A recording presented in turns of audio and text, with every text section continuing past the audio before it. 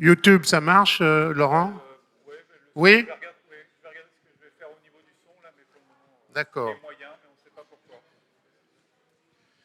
Le micro, il est sur on, son micro? Ouais.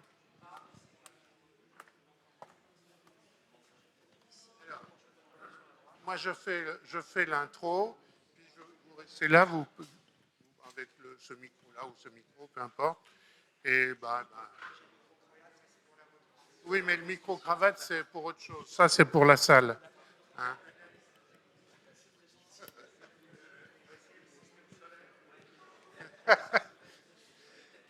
Attention en descendant, hein, tenez la rampe. Voilà. Entrez, entrez. Oui. Je vais te donner un compte à rebours. Il faut que tu dises en clair, attention, on démarre dans 10 secondes. Parce que je n'arrive pas à correspondre avec Franck. Bah, tu me fais un top et je dis attention, on démarre dans 10 secondes. D'accord, bon. On va laisser quand même 5 minutes les gens arriver parce que même la salle n'était pas fléchée. Alors, ouais.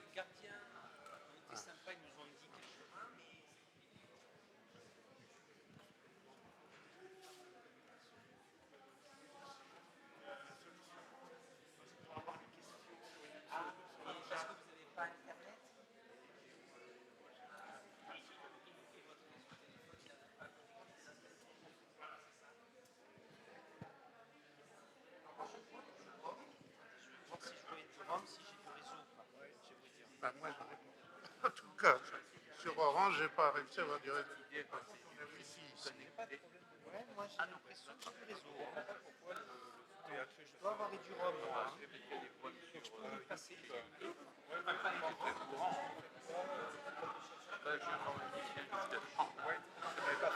Entrez, entrez. Ça va commencer.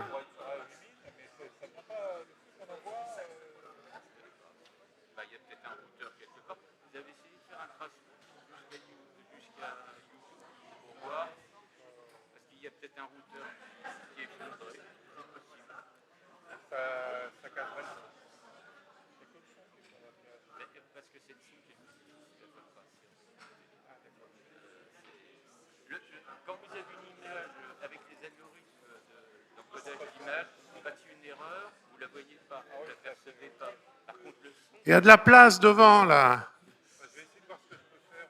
N'ayez pas peur. Je vais enlever mes affaires. Tiens.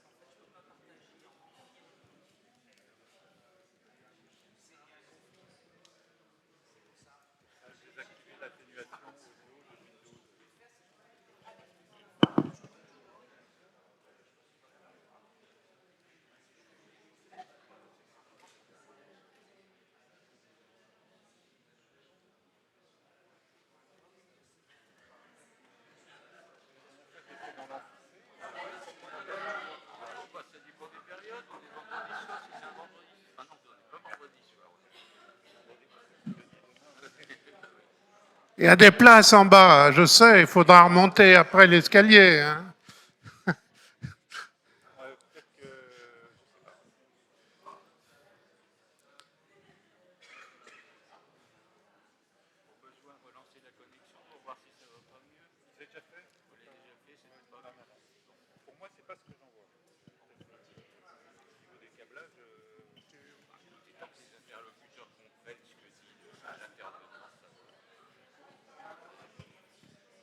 Je fais la phrase fatidique.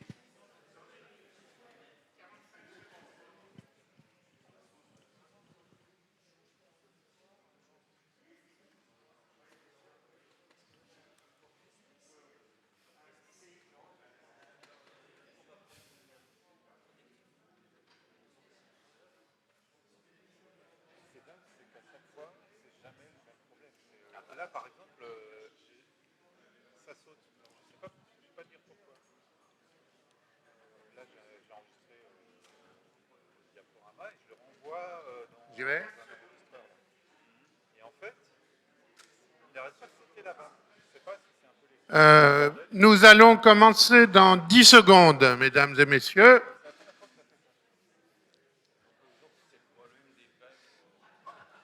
Alors, bonsoir à tous. Bonsoir à nos amis qui nous écoutent sur YouTube. Pour nos spectateurs ici, je suis un peu désolé de cet amphithéâtre. Il y a eu un changement à la dernière minute. Ce n'est pas notre amphi habituel. Mais bon, on est entre nous, donc on va quand même y arriver. Alors, pour ceux qui ne me connaissent pas, je m'appelle Jean-Pierre Martin, je suis de la SAF et c'est moi qui organise avec les collègues les conférences mensuelles de la SAF. Comme vous le savez, ces derniers mois, ça a été relativement dur. On a fait des transmissions à distance de conférences, mais depuis le mois de septembre, on les reprend en présentiel. Mon Dieu, quel mot horrible, hein. C'est une des inventions de la période Covid. Nous sommes en présentiel. Donc maintenant, on transmet devant public, mais grâce au Covid, et ça a été un des avantages de la période Covid, on sait maintenant transférer tout ça par Internet sur YouTube, si bien que nos amis qui ne sont pas parisiens peuvent suivre ces conférences. Ces conférences, comme vous voyez, elles sont disponibles une fois qu'elles ont été enregistrées.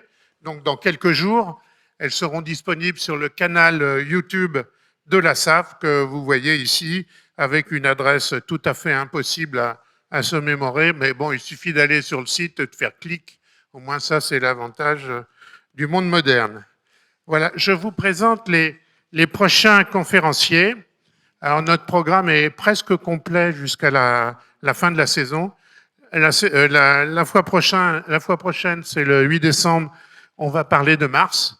Et on aura la chance d'avoir Philippe Laudet qui vient de Toulouse et nous parler du sismomètre qui est sur Mars avec la mission InSight.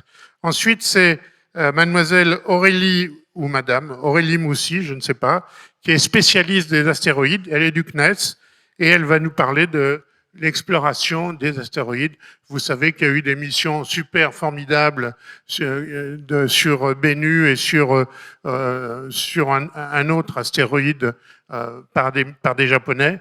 On a ramené des échantillons sur Terre et on les analyse. On en a déduit pas mal de choses, ça va être très intéressant. En février, on a la chance d'avoir Yannick Mélier qui travaille sur le projet Euclide. Euclide qui va être lancé l'année prochaine, je crois, et qui va s'intéresser à la matière noire, à l'énergie sombre. C'est une grosse mission de l'ESA. Puis on parlera d'astronomie gravitationnelle. Alors là, attention, là, faut venir avec de l'aspirine, hein. Et ce sera monsieur Alexandre Letiec du LUT qui nous en parlera. Et on repartira dans l'espace pour essayer de résoudre le problème des débris spatiaux avec Christophe Bonal. Alors, notre dernière conférence, il y a un mois, on a eu la chance d'avoir Benjamin Quilin de Polytechnique qui nous a fait une conférence assez exceptionnelle sur les neutrinos. Cette conférence, d'ailleurs, est en ligne, hein, si ça vous intéresse. Le compte-rendu, vous voyez où il est sur mon site. Et il nous a fait... c'est vraiment une présentation très claire sur les neutrinos et surtout sur ce qu'on attend des neutrinos dans le futur, l'explication peut-être de l'antimatière, parce que vous savez, il y a un grand problème. Pourquoi n'y a-t-il pas d'antimatière dans notre environnement proche, alors qu'au moment du Big Bang, il y avait autant de matière que d'antimatière? Eh bien, il nous a expliqué ça. Je vous signale une belle photo qu'il nous a fournie, que vous voyez là en bas à droite. Pour ceux qui n'arrivent pas à savoir ce que c'est, eh bien, c'est dans le détecteur de Super Kamiokande au Japon. C'est une grande piscine dans laquelle il y a plein de tubes photomultiplicateurs. Donc, vous voyez, et de temps en temps, on vient les nettoyer. Ça doit être formidable. On doit peut-être même faire une petite plongée de temps en temps. Ça doit être sympa. Alors, quelques annonces.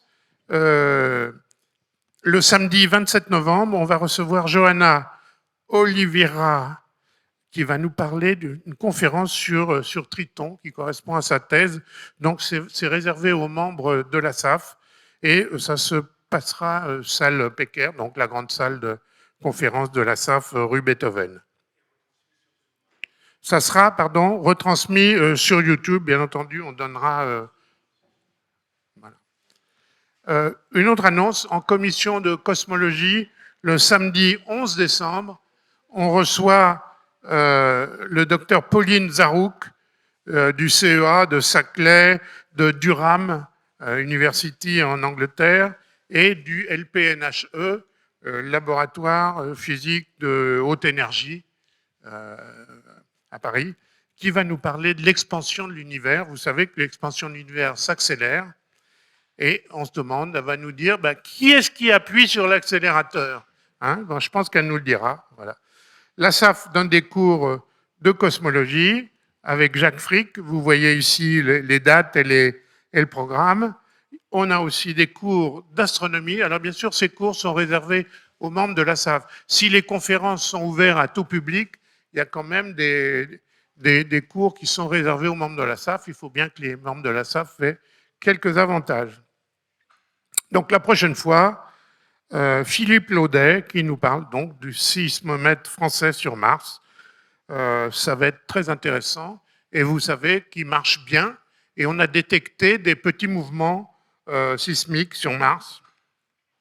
La réservation, comme d'habitude, à partir de demain matin, 9h, hein, après mon petit déjeuner. Voilà. Et on va s'intéresser avec cette conférence à l'intérieur de Mars. Hein, et il vous expliquera tout ça. Et ce soir, on a le plaisir de recevoir le docteur Alan Sacha Brown, qui est directeur de recherche au CEA sur le Soleil, et qui va nous parler, alors le Soleil a rendez-vous avec la Terre, et avec vous aujourd'hui, il parler de magnétisme solaire, etc. Et j'espère que vous aurez une bonne conférence. Si vous avez des commentaires au niveau YouTube sur la qualité du son ou des images, n'hésitez pas à m'envoyer un message. Vous avez l'adresse ici, conf.saf@planetastronomie.com. Et si vous avez des questions aussi, des commentaires, des récriminations, n'hésitez pas. Je transmettrai les récriminations à qui de droit, et les bons commentaires, je les garderai pour moi, bien entendu. Je vous souhaite une bonne conférence et je passe la parole à notre conférencier.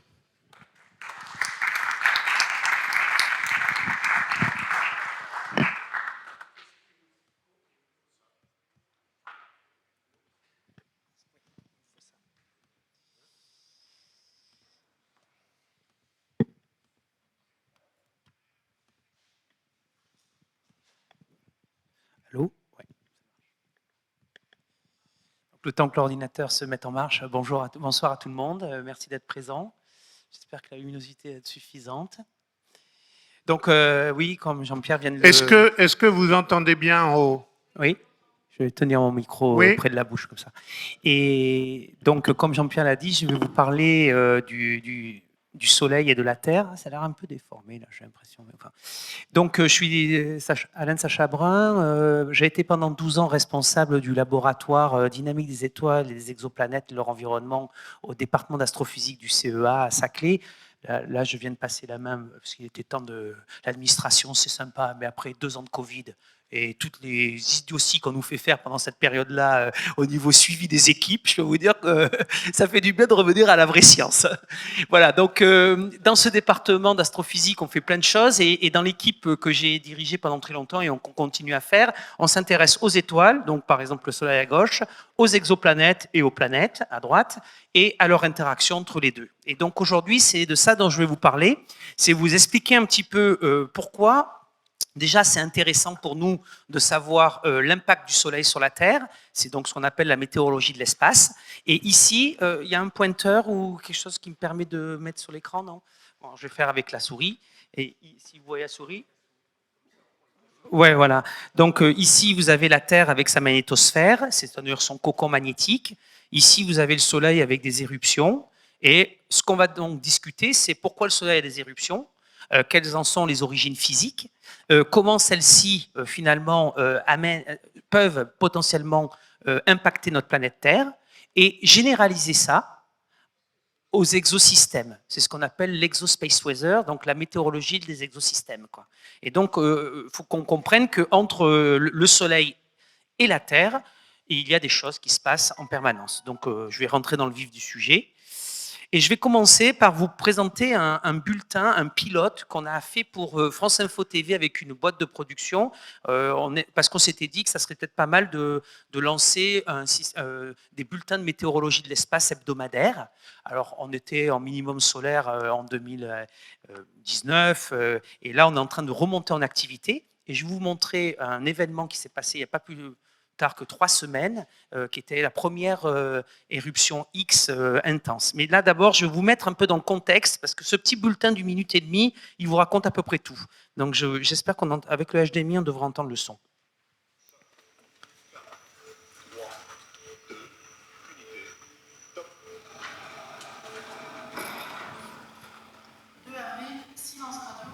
De combat dans la ronde des satellites terrestres.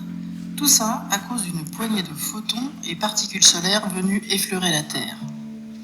Que s'est-il passé? Le 1er avril, une zone sur le bord ouest du Soleil, qui était calme jusqu'alors, a commencé à se modifier. Elle était grosse comme la Terre, et en quelques heures, sa surface a triplé. Entre le 1er et le 3 avril, cette zone a engendré 7 éruptions solaires importantes que l'on a pu observer par différents télescopes spatiaux. On les voit très bien sur cette animation. Ici la Terre et au centre le Soleil. Regardez, on peut compter très facilement les 7 éruptions. Celles-ci ont laissé échapper dans l'espace des particules chargées d'éléments qui ont frôlé la Terre. Les centres d'observation de météo de l'espace ont envoyé de nombreux bulletins d'alerte entre le 1er avril à 21h45 et le 3 avril à 14h23. La surveillance des satellites a été renforcée car ils sont sensibles à ces particules électriques. Pourtant, quelques satellites ont néanmoins subi une variation d'orbite. Le rayonnement X a été partiellement intercepté par la Terre, mais le 2 avril, les communications radio civiles et militaires ont connu quelques perturbations. Le Soleil effectuant une rotation de 28 jours, cette zone active pourrait réapparaître et impacter la Terre quand elle sera de nouveau sur la face visible du Soleil. Pour la semaine prochaine, on prévoit une météo du Soleil visible à venir. Voilà. Donc avec ça, je vous ai un peu introduit le sujet. Vous voyez, le Soleil est un élément, un électroaimant. Il génère, grâce à son énergie interne, des courants électriques. Ces courants électriques sont alternatifs. Ils varient avec une période d'environ 11 ans. Et du coup, on passe par des phases de maximum d'activité du Soleil et des phases de minimum d'activité du Soleil. Le dernier minimum du cycle 24, on a commencé à numéroter les cycles juste après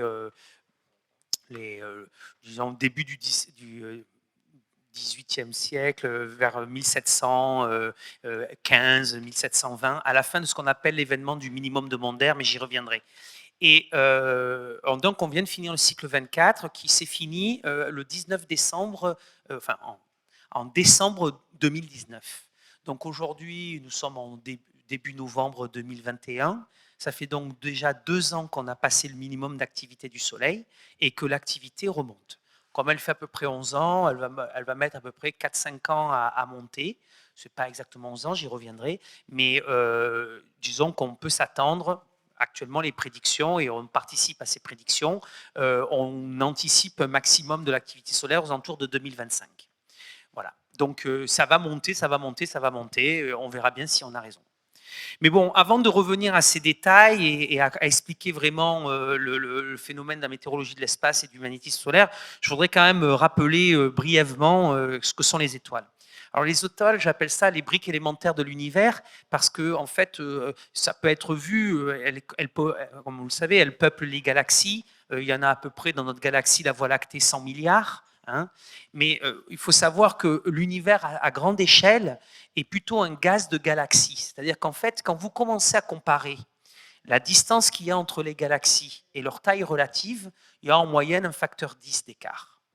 Donc en fait, on peut imaginer l'univers comme un peu un mélange de galaxies. Alors qu'à l'intérieur des galaxies, un soleil comme le nôtre, il fait 700 000 km de rayon, donc ça veut dire 2 secondes-lumière.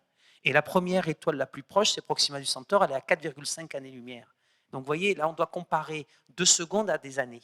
Donc on voit bien qu'au niveau de la galaxie, les étoiles sont en fait assez isolées. Sauf quand, bien sûr, on se rapproche du bulge central qui est ici, où là, ça commence à être beaucoup plus intense. Alors nous, notre Soleil, j'y reviendrai, mais on vit plutôt en banlieue. On n'est pas au centre de la galaxie et de la Voie lactée. Et donc, pour revenir à ce que sont les étoiles, donc, c'est à partir de l'effondrement de gaz qu'il y a au sein des bras des galaxies ou des galaxies elliptiques ont généralement utilisé plus de leur gaz, mais disons, en tout cas, au niveau du milieu interstellaire, il y a du gaz qui s'effondre par des instabilités gravitationnelles, mais aussi thermodynamiques, et cela forme un objet central, une proto-étoile, avec son disque de matière. Et dans son disque de matière, dans cette nébuleuse protoplanétaire, on va créer un cortège de planètes dont la taille et la distribution est en grande discussion, parce que vous savez que notre système solaire n'est absolument pas, en tout cas au jour d'aujourd'hui, avec les observations qu'on a faites, un exemple des autres systèmes qu'on a observés. Leur distribution est très particulière, puisque vous avez entendu parler des Jupiter chauds, et on n'a pas de Jupiter chaud, on n'a pas de planète géante très proche de notre étoile. Donc, du coup, il y a un cycle de la vie, comme vous le savez. J'aime bien paraphraser Hubert Reeves quand il dit que nous sommes de la poussière d'étoiles. C'est parce qu'en fait, il faut savoir qu'au moment de la création de l'univers, au niveau du Big Bang, vous créez que les éléments chimiques initiaux de la table de classification périodique des éléments. Et vous allez, en fait, hydrogène, hélium, lithium, un peu de beryllium et très marginalement du bore. Donc l'élément chimique suivant, qui est le carbone, vous pouvez le créer, il faut forcément le créer ailleurs que dans le Big Bang, et il se crée au sein des étoiles. Donc le Soleil va en créer, et il va s'arrêter à peu près à ce moment-là, et j'y reviendrai. Mais donc les étoiles les plus massives, donc pas comme le Soleil, qui font plus que 10 fois la masse du Soleil, 9 à 10 fois la masse du Soleil, elles vont pouvoir générer et évoluer et brûler plus d'éléments chimiques et atteindre ce qu'on appelle le pic du fer. Et elle va créer toute, dans son intérieur thermonucléaire, elle va créer toute la gamme des éléments chimiques jusqu'au fer. Et au-delà du fer, donc par exemple l'uranium, vous savez que c'est le dernier élément naturel de la table, qui est avec un numéro 92, et bien lui, il est forcément créé par un phénomène lors des morts des étoiles, lors des supernovas, parce qu'il y a énormément d'énergie, et le cœur, qui est riche en plein d'éléments chimiques, on va pouvoir aller récupérer l'énergie dans le choc de la supernova pour créer les autres éléments chimiques. Et alors que, pourquoi vous allez me dire, mais pourquoi le Soleil ne peut pas créer le fer? Parce qu'en fait, il n'arrive pas à atteindre une température et une densité suffisante pour fusionner le fer. Et il s'arrête, lui, à la fusion de l'hélium. Donc, du coup, on est obligé de passer par les étoiles. Et donc, tout ce qui est ici, l'or, même l'or qu'il y a sur la Terre, a été fait au sein des étoiles. D'accord? Donc, c'était juste pour vous remettre un peu dans le contexte. Je sais que vous êtes tous des experts et je ne veux pas vous embêter avec ça. Alors, rapidement, vous avez ici un exemple, donc la formation qui se passe, et on arrive sur ce qu'on appelle, quand l'étoile se forme, la séquence principale. Et le Soleil est sur la séquence principale. Alors là, je vous donne des exemples. C'est un diagramme de Hertzsprung-Russell, peu importe. On le classifie, attention, à l'envers. Les étoiles chaudes sont à gauche et les étoiles froides à droite. Et elles descendent ce qu'on appelle le tracé de Hayashi. Elles se forment, le gaz de matière se concentre, se condense et crée une étoile au centre, une proto-étoile. Et cette formation est d'autant plus rapide que l'étoile est massive à la fin. Mais il faut savoir que la distribution d'étoiles dans la galaxie dépend de la masse. Et plus vous êtes massif, moins il y en a. D'accord? Donc, pour vous donner un ordre de grandeur, pour une étoile de 10 masses solaires, donc qui va pouvoir créer les éléments chimiques au-delà du carbone, il y a 200 étoiles de faible masse et à peu près 50 étoiles de type solaire. D'accord? Donc, pour vous donner une idée, dans notre galaxie, il y a à peu près 1 milliard de soleils et d'étoiles de type G un peu plus général, de l'ordre de 4 milliards, pour vous donner une idée. Mais en fait, l'univers, les galaxies, quand on les regarde et qu'on commence à augmenter la magnitude pour pouvoir voir des objets de plus en plus lointains, on se rend compte qu'il est composé principalement de naines rouges, d'étoiles M, et qui sont, vous voyez, tout à la fin ici, et dont certaines vont vivre des dizaines de milliards d'années. Le Soleil, son âge approximatif, c'est 10 milliards d'années. Après, il va passer dans d'autres phases. Donc, je vous montre une image du Soleil. J'en viens au fait, vous pourrez poser des questions sur l'évolution stellaire si vous voulez après. Mais revenons à notre sujet principal, qui est notre étoile nourricière, et le Soleil. Donc là, vous le voyez, sur cette image prise par le satellite SOHO en 2003, vous voyez des zones sombres et des zones brillantes. Ces zones sombres, on appelle ça des trous coronaux. Il faut imaginer que le champ magnétique qui s'échappe du Soleil et dont vous devinez un petit peu par les effets de chevelure ou quand on voit une éclipse totale du Soleil, lui, il part dans le milieu interplanétaire. Et par contre, les zones brillantes, c'est des régions actives, c'est des concentrations de champs magnétiques, comme on a vu au tout premier film, qui vont éventuellement amener à des instabilités, à des éruptions à la surface du Soleil, qui rend notre étoile dynamique. Et s'il y a un seul message, c'est take home message que je veux que vous gardiez quand vous partez d'ici, c'est qu'en fait le Soleil il est dynamique. Le Soleil il est né, il vit, là, en ce moment il est dans sa phase d'adulte, si vous voulez, il va mourir à un moment, il est donc une vie finie, et pendant toute cette période, son activité magnétique et sa rotation vont changer au cours du temps, parce qu'il va passer par différentes phases lors de son évolution. Donc là, il est en train de ralentir, il tournait plus vite il y a 1 milliard d'années, il est en train de petit à petit de se ralentir, et donc là, aujourd'hui, on a une rotation moyenne de 28 jours. Donc déjà, je ne sais pas si tout le monde savait que le Soleil tournait sur lui-même, mais au moins maintenant vous le savez.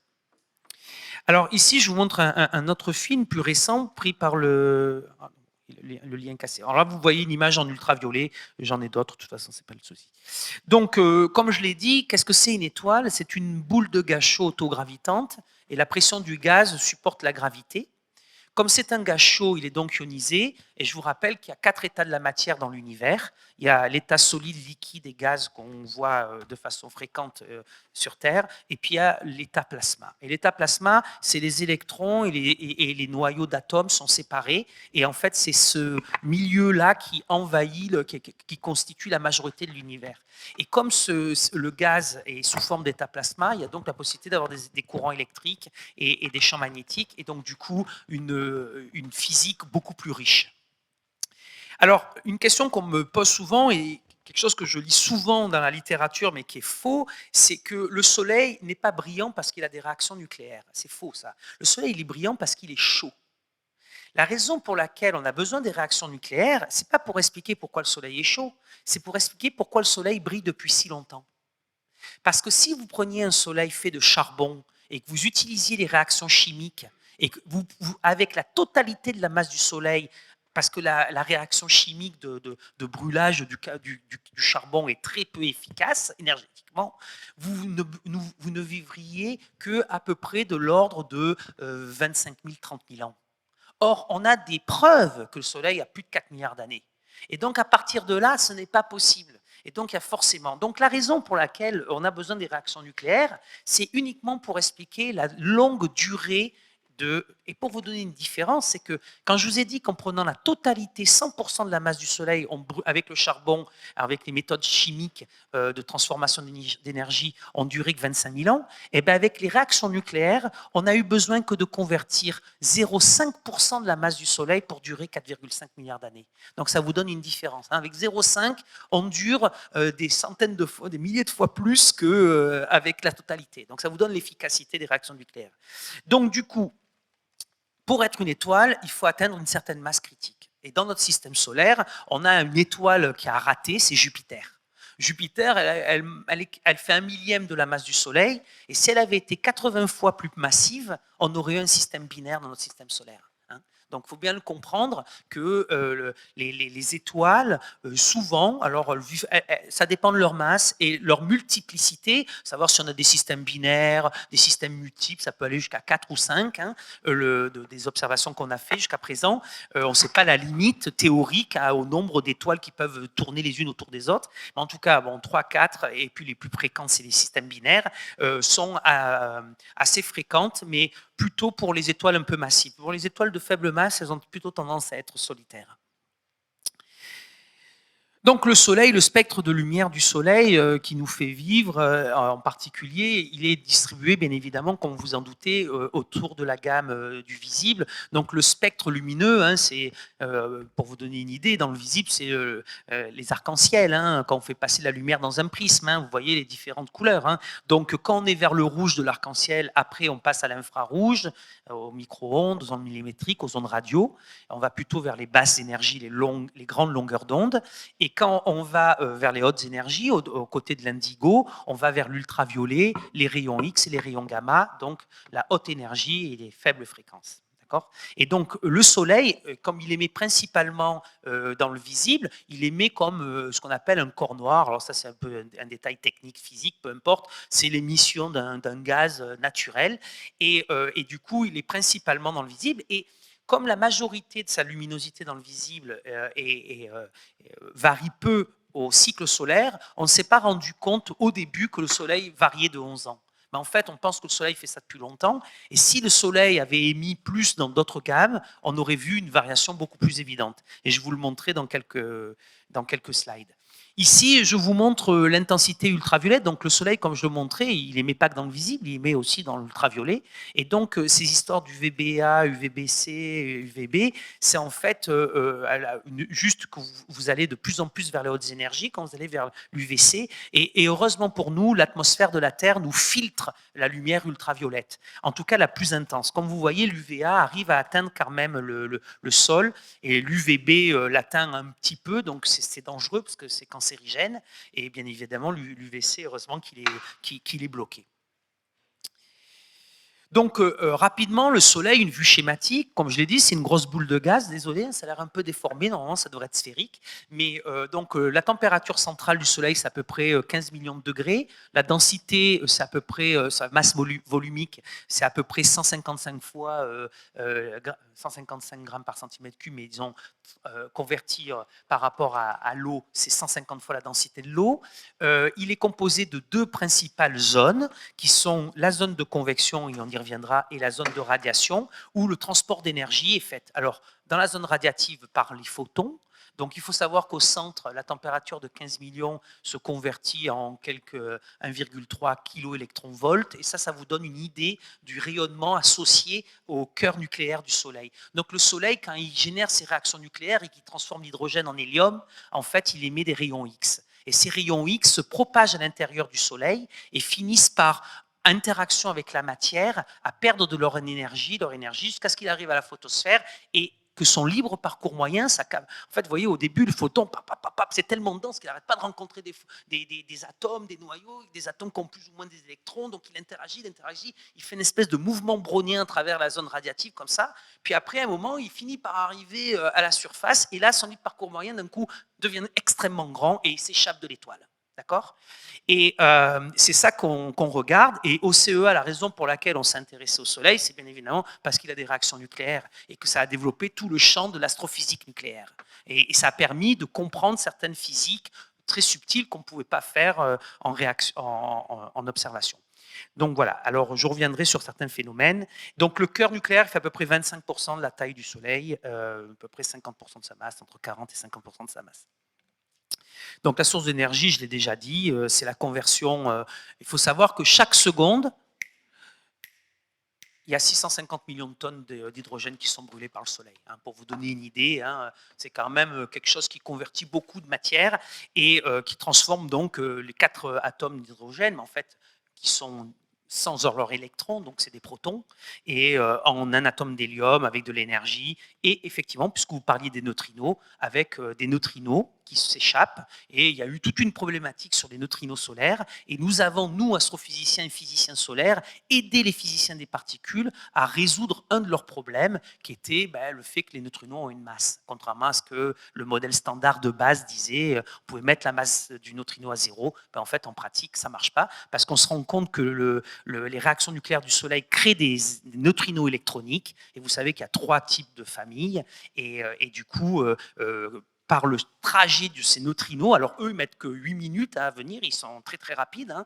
Ils traversent à la vitesse de la lumière, ils traversent le Soleil. Eux, ils ne sont pas comme les photons, ont besoin de traverser à travers. Eux, ils passent le Soleil comme si c'était une simple feuille. Mais bon, il y a quand même des phénomènes de conversion dans d'autres saveurs de neutrinos, qui sont les neutrinos tau et neutrinos muons, qui sont les cousins lourds de ce neutrino électronique que produit le Soleil. Et donc, du coup, avec Super Kamiokande, on ne pouvait observer que les neutrinos électroniques. Et c'est avec l'arrivée de l'expérience SNO au Canada où on a commencé à pouvoir voir d'autres types d'échanges de physique des particules et détecter les autres types de neutrinos. Et du coup, grâce à ça, pouvoir comprendre qu'effectivement les neutrinos avaient une masse. Donc, on a contribué avec le Soleil à progresser dans notre compréhension des particules élémentaires. Alors, venons-en au Soleil, il faut que je fasse attention au temps, parce que c'est beaucoup de choses à dire. Donc là, ce que je vous représente, c'est un zoom successif de la surface du Soleil. Donc là, on a déjà vu au début, dans le film qui tournait, les trous coronaux et les régions actives. Et quand on zoome ici, on a ce qu'on appelle la supergranulation, qui fait à peu près 30 000 à 50 000 km. Et ici, vous arrivez à ce qu'on appelle la granulation. Alors, pour vous donner une idée, ça, c'est un film qui a été pris au pic du Midi. Ce film, normalement, dure beaucoup plus longtemps que ce que je vous le montre. Il a été accéléré. Et ce mouvement que vous voyez, c'est un mouvement de convection, de granulation, qui est en permanence actif à la surface du Soleil. Et pour vous donner une idée, chaque granule ici, c'est à peu près la taille de la France. Ça fait à peu près 1000 km.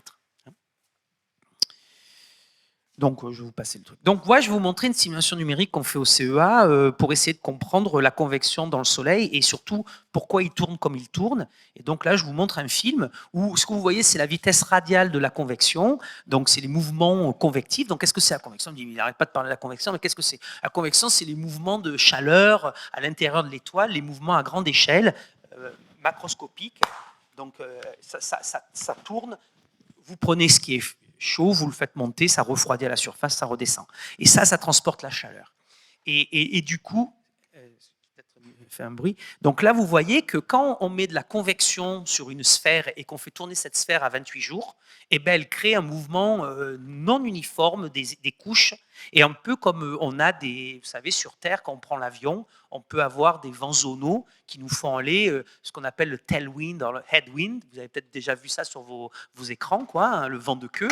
Et donc, du coup, on peut se retrouver dans des jets zonaux. Et ben, ça, c'est pareil. Le Soleil, il a des jets zonaux, sauf qu'ils ont une forme bien particulière qu'on essaie de comprendre et qu'on va expliquer grâce aux simulations numériques.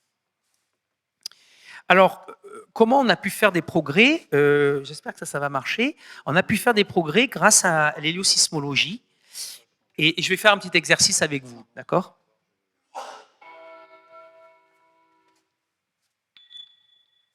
Donc là, vous voyez, vous avez deux types de cloches. Il y en a une qui est grosse, qui fait du son bien lourd, et bien grave, et puis il y en a une qui est toute petite clochette, qui fait des petits sons aigus. Donc vous voyez qu'avec le son, rien qu'avec votre oreille, vous arrivez à comprendre de quoi la taille de l'objet. Bon, ben, il faut savoir que le Soleil, c'est pareil, il est très très gros, donc c'est un super baryton. Il a une mode de fréquence et d'émission sonore très très très très basse. Alors bien sûr, le son ne se propage pas dans l'espace, hein, et c'est très subtil comment on arrive à écouter le son du Soleil. C'est par les fluctuations des ondes de pression à la surface du Soleil. Je vous passe les détails techniques. Et en faisant des traitements mathématiques type transformé de Fourier, on arrive à sortir les fréquences.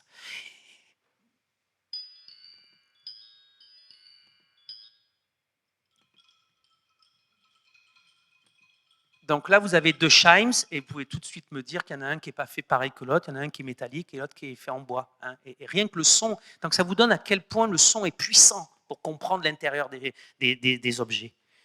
Alors ça, je ne sais pas si ça va marcher. Donc ça, c'est bon. Oui, celui-là, il ne marche pas malheureusement. Alors, ce que vous aurez entendu là, c'est un Américain à fond la caisse dans un pick-up qui appuie sur son klaxon et vous auriez entendu l'effet Doppler. D'accord? Et le son aurait fait. Ok, bon, je peux le faire à la voix. Et donc, ça, qu'est-ce qu'il y a la différence entre les deux? C'est que dans un cas, la voiture était statique, hein, elle faisait tuc-tuc, et puis dans l'autre cas, elle se déplace en faisant aussi tuc-tuc. Et donc, on voit que là aussi, grâce à l'effet Doppler, on peut comprendre, trouver les mouvements à l'intérieur du Soleil. Et donc, grâce à ces techniques de sismologie stellaire et solaire, on a commencé par le Soleil, maintenant on les applique grâce au satellite Corot, qui a été construit en France par le CNES, après Kepler, qui a été fait par les Américains, et sur lequel nous, au CEA, on est en train de travailler, qui s'appelle Plateau, le successeur, qui sera envoyé en 2027. On veut sonder l'intérieur des étoiles. Et ça permet, grâce à l'analyse de leur son, de comprendre de quoi elles sont faites. Donc, pour vous donner un peu plus d'exemples, je vais vous montrer des petits dessins.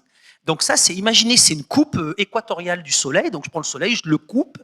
Ici, en ligne, cette première ligne, c'est la base de la zone de convection, là où la matière est transportée par les mouvements à grande échelle. Et à l'intérieur, c'est la zone radiative, où c'est les photons qui transportent la lumière. Alors les ondes sonores dans le Soleil, elles se propagent de cette façon. Ça dépend de leur fréquence.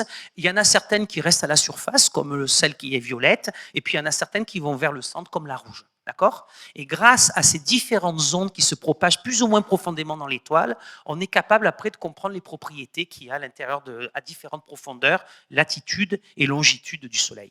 Mais il y a un autre type d'onde qui est très difficile à détecter, que pour l'instant on n'a pas encore détecté, qui s'appelle les ondes de gravité.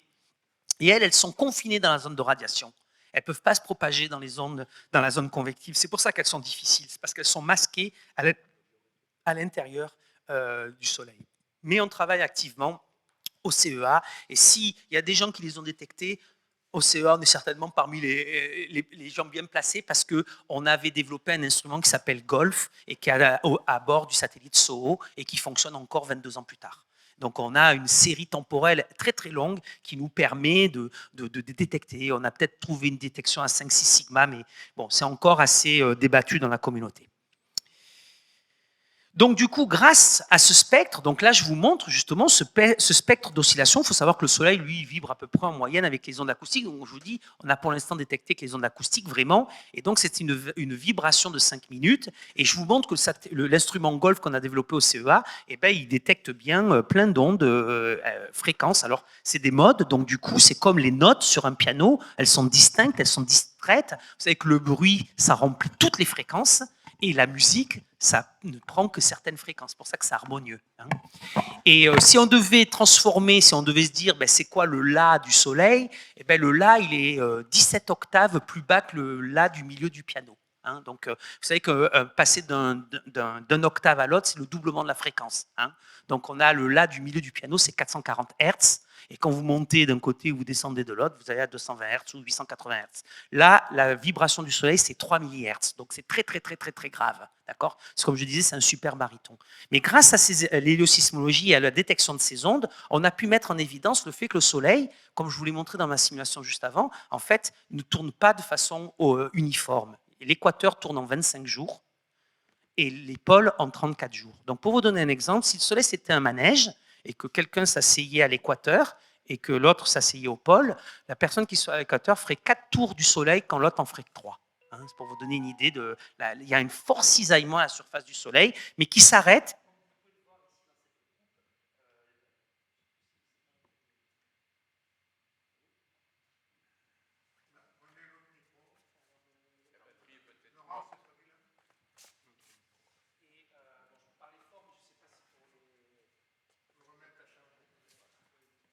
Donc, ce qu'on a pu faire avec l'héliosismologie, c'est parce que ça, si vous voulez, à la surface, le fait que le Soleil ne tourne pas de façon homogène, grâce aux taches solaires qui apparaissent entre plus ou moins 30 degrés, en les suivant, on voyait qu'elles tournaient différemment selon la latitude où elles apparaissaient. Mais par contre, on ne savait pas comment ça se passait à l'intérieur du Soleil. Et grâce au sondage sismique, on a pu détecter et on s'est rendu compte que l'équateur rapide, il était rapide jusqu'à la base de la zone de convection, donc à peu près à 200 000 km de profondeur du Soleil, ça continuait à tourner aussi rapidement. Et par contre, qu'au pôle aussi, c'était très lent et que c'était toujours très lent au pôle à 200 000 km de profondeur. Et après, à 200 000 km de profondeur, il y a une zone de transition qu'on appelle la tachocline et dont le mot a été inventé par un chercheur de l'Observatoire de Paris-Meudon, Jean-Paul Zahn, mon ancien directeur de thèse. Et là, cette zone de fort cisaillement, eh ben, on passe d'une rotation rapide, différentielle, c'est-à-dire non uniforme, très rapide à l'équateur, très lente au pôle, à une rotation en bloc solide de l'intérieur de la zone radiative. Donc cette zone de cisaillement très intense, où d'un coup on passe d'une rotation très complexe en latitude à d'un coup une rotation qui est complètement indépendante de la latitude, eh ben, elle est la source de l'organisation du champ magnétique du Soleil. Et je vais venir là-dessus pour vous l'expliquer. Donc avant, je vous montre un film d'une simulation qu'on a fait au CEA, qui était la première simulation au monde où on modélisait pas 100% du Soleil, mais en tout cas on partait de R égale 0 et on allait jusqu'à 98% de la surface. Et du coup, ça permettait, avec une simulation, alors là, vous voyez, la convection à la surface, c'est en bleu, les flots sont descendants, ils sont froids et denses, ils vont à l'intérieur. En rouge, c'est chaud. Donc là, pour des raisons que je faisais la totalité de l'étoile, je n'ai pas voulu pousser trop la turbulence à la surface. Et là, vous voyez maintenant une coupe de l'étoile et un plan méridien et un plan équatorial. Et vous voyez toutes les ondes de gravité qui ont été excitées par la convection à l'intérieur de la zone radiative. Donc on sait dans les simulations numériques, ces ondes de gravité, elles existent dans le Soleil. Il faut maintenant arriver à les détecter. On a des intuitions, on a des indications qu'elles sont là, mais c'est très difficile du fait que cette zone de convection les filtre et les rendent difficilement observables à la surface. Donc, revenons-en maintenant au champ magnétique. Ici, je reviendrai sur ça, mais ce que je vais vous montrer, c'est le cycle solaire. Donc, on est beaucoup plus avancé. Là, c'était concentré sur le cycle 23. Et ce qu'on a aperçu, c'est que dans le Soleil, il y a des taches très sombres qui apparaissent, comme celle-ci. Et je vous rappelle que je vous avais dit que la granulation, c'était 1000 km à peu près. Hein. Donc, vous voyez qu'on peut avoir des concentrations de champs magnétiques, des taches solaires. Et ça, on l'a su à partir de 1908 avec John Hale, un Américain qui a utilisé l'effet Zeeman pour se rendre compte que les taches solaires qui avaient été observées dès Galilée et voire même par des Chinois avant, donc ça faisait très longtemps qu'on voyait des taches sombres sur le Soleil, mais on pensait que c'était peut-être des nuages qu'il y avait autour. Après, là, physiquement, au début du XXe siècle, on a mis en évidence que c'était non seulement appartenait au Soleil, même avant on l'avait fait ça, mais surtout que c'était magnétique, et que la source de ces taches était magnétique. Donc vous voyez qu'ici, cette tache solaire, elle peut facilement faire 30 000 km. Donc on pourrait mettre plusieurs terres dedans, hein, et il n'y aurait pas de souci. Et ce que vous voyez aussi, c'est qu'il y a deux types de magnétisme à la surface. Donc là, si vous voulez, c'est une sorte de magnétogramme. Ça s'appelle un magnétogramme. Qu'est-ce que c'est un magnétogramme? C'est juste, on détecte le champ magnétique. Hein. Vous savez que les champs magnétiques, ils ont un pôle nord et un pôle sud. Hein, donc ils ont deux polarités. Donc là, en rouge, c'est plus, et en bleu, c'est moins. Et vous voyez qu'il y a deux types d'effets magnétiques sur la surface du Soleil. Il y a un effet sel-poivre, avec tous ces petits points bleus et rouges, qui se répartissent à peu près à toutes les échelles de la turbulence du Soleil, et un effet d'organisation à grande échelle avec une bande d'activité à moyenne latitude.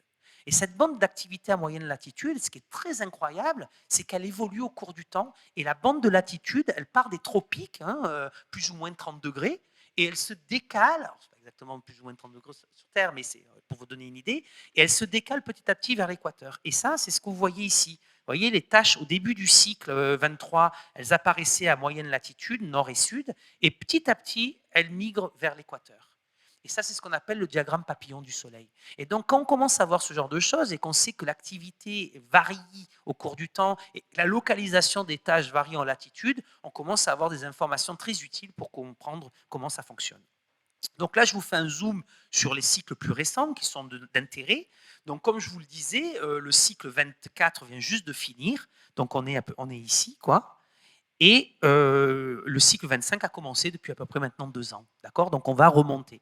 Alors, ce que vous pouvez noter, c'est qu'aux alentours des années 50, début des années 60, le cycle 19 était beaucoup plus intense que maintenant. Donc, le Soleil a été beaucoup plus intense aux alentours du au milieu du XXe siècle qu'il ne l'est aujourd'hui, parce qu'on s'est rendu compte qu'il y avait en fait une modulation de ce cycle de 11 ans très intense par un cycle beaucoup plus long d'à peu près 100 ans. Et donc là, on est en train de finir ce qu'on appelle le cycle de Gleisberg, et on est en train de finir l'enveloppe qui encadre. S'il y avait un dessin avec une craie, je vous ferai, vous comprendriez bien ce que je veux dire. Il y en a une. Donc je vais faire le schéma sur le tableau. Et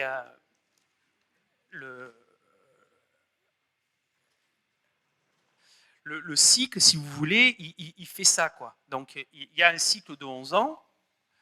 Ça serait s'il n'y avait pas de modulation. Et si on a une modulation, qu'on a une enveloppe, par exemple, et bien là, le cycle, vous voyez, il ne va pas avoir la même taille au cours du temps. D'accord ? Et c'est ça qui se passe. Okay ? C'est qu'il y a un cycle de 100 ans qui vient se superposer au cycle de 11 ans.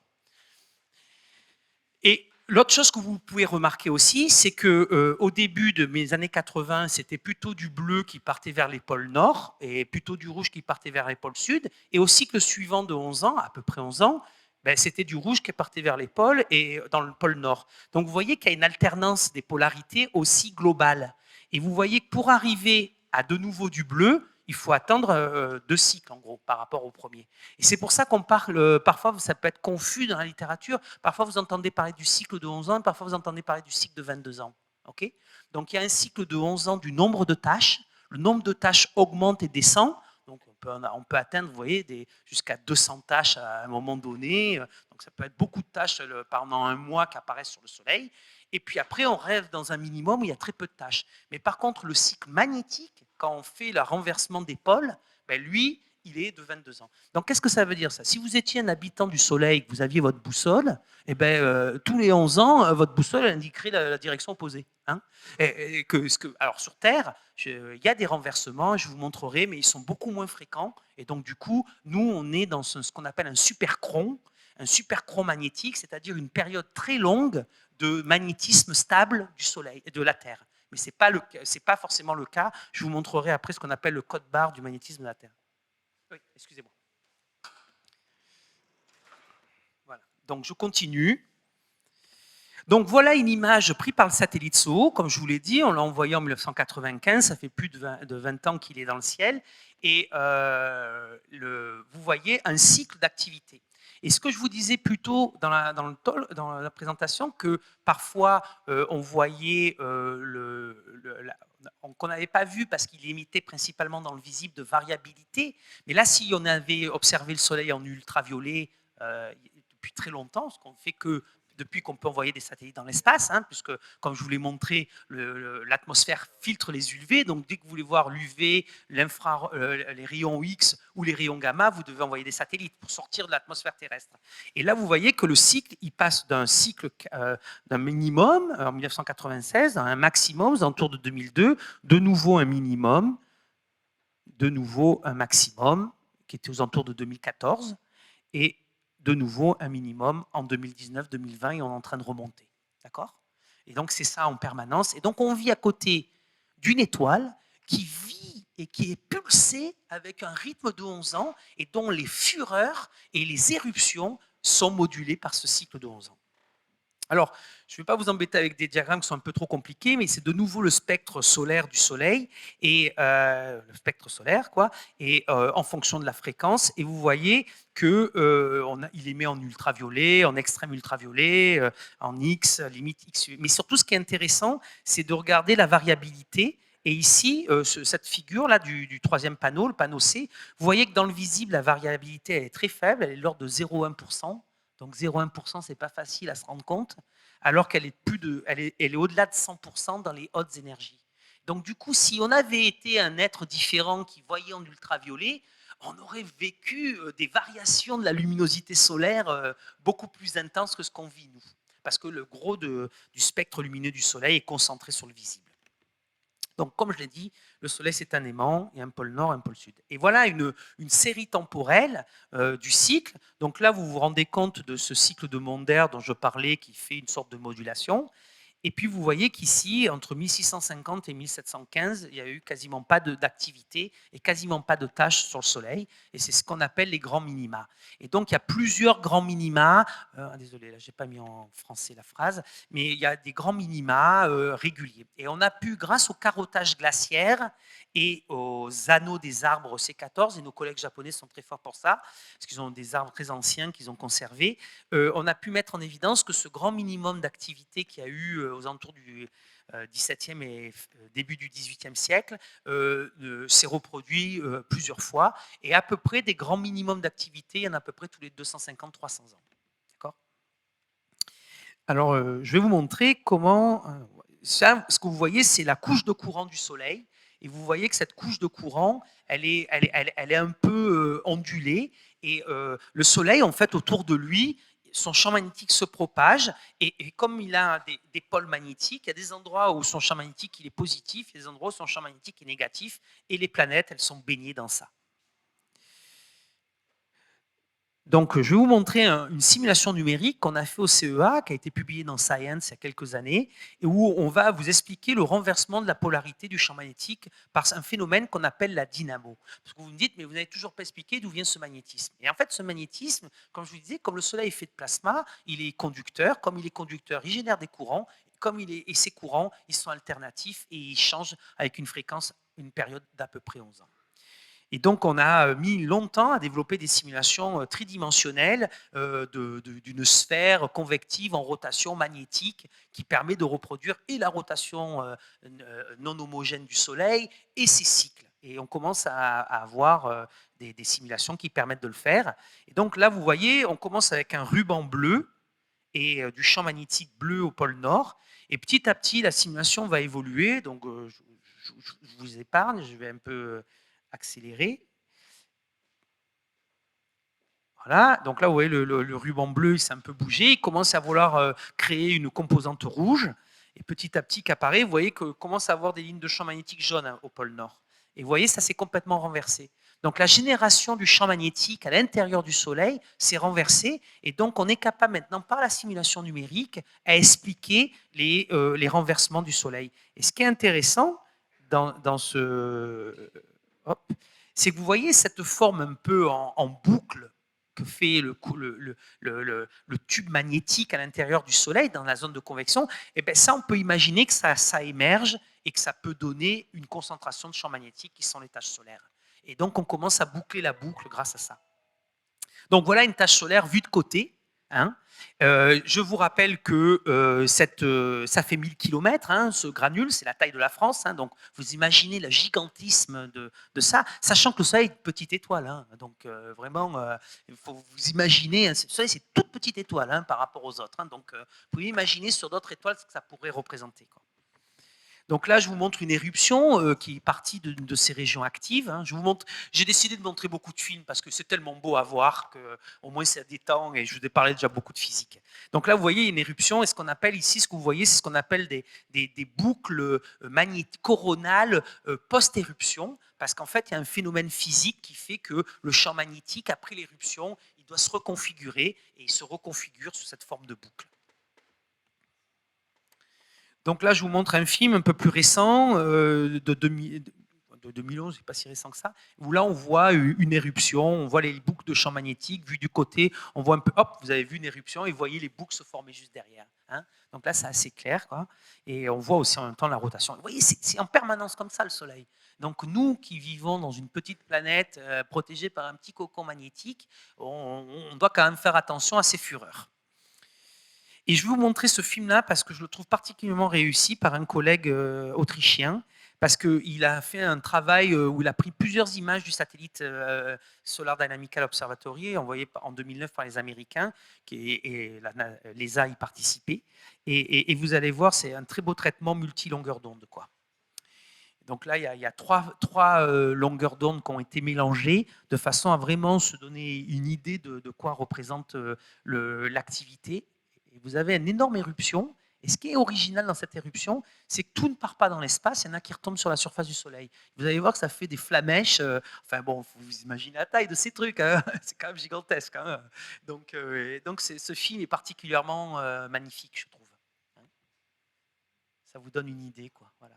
Et donc là, on voit bien la gravité du Soleil, c'est-à-dire que parfois ça éjecte, mais tout ne sort pas. L'éjection n'a pas envoyé toute la matière à la vitesse de libération par rapport au Soleil, et donc du coup, forcément, ça retombe avec une trajectoire parabolique. Alors, ce qui est intéressant dans ce cas-là, c'est que comme c'est de la matière qui est ionisée, selon où la matière retombe, soit elle a une trajectoire très parabolique classique de la gravité, comme vous aurez ici, comme on jetterait une balle, soit elle est canalisée par le champ magnétique. Et quand elle est canalisée par le champ magnétique, elle peut avoir un comportement qui est différent. Et donc, c'est assez intéressant et on voit les deux dans ce cas-là. Donc, pour vous faire comprendre un peu plus de façon, on va dire, imagée, voilà une petite simulation, mais qui n'est pas un calcul scientifique comme moi je fais, mais qui est juste une visualisation d'animation comme on verrait dans les films de Disney. Et vous voyez, donc, on a ces structures magnétiques qui émergent. Quand elles émergent à la surface, par la concentration du champ magnétique, elles créent des taches solaires. Donc, c'est cet assombrissement qu'on vient de voir. Et le mouvement de surface de ces taches fait que ça finit par devenir instable et se reconnecter et partir. Je vais relancer le film pour que vous voyez bien la phase de reconnexion. Donc là, on a des arches, on a des structures magnétiques, mais pour comprendre d'où ça vient, ben voilà, donc ces structures magnétiques, comme je vous l'ai montré, c'était le ruban bleu que je vous montrais dans ma simulation juste avant. Donc lui, il perce la surface. En perçant la surface, il crée ces boucles magnétiques de façon un peu plus permanente. Et les mouvements de convection qui arrivent, ils font que, hop, vous voyez là, paf, les lignes se pincent, il y a une partie qui part, et puis elle se referme du coup derrière, quoi. Hein, vous voyez ce que je veux dire? Donc, si je devais faire de nouveau un dessin pour comprendre bien la séquence, vous avez au début vous avez une structure magnétique comme ça, et puis cette structure magnétique par les mouvements, elle va faire quelque chose comme ça, si vous voulez, et ces choses-là ici vont se rapprocher, et ça va faire un plasmoïde qui va partir, et ici, hein, les lignes vont dans ce sens-là, quoi. Et ici, ce qui va se faire, vous allez avoir ce qu'on appelle un phénomène de reconnexion magnétique, et vous allez avoir une arche qui va se recréer, d'accord ? Et ça va être un plasmoïde, donc il va tourner comme ça et comme ça, et ça va être un éjecta qui va partir dans l'espace, d'accord ? Voilà ce qui se passe. Donc du coup, je continue. Voilà d'autres images du Soleil à différentes longueurs d'onde.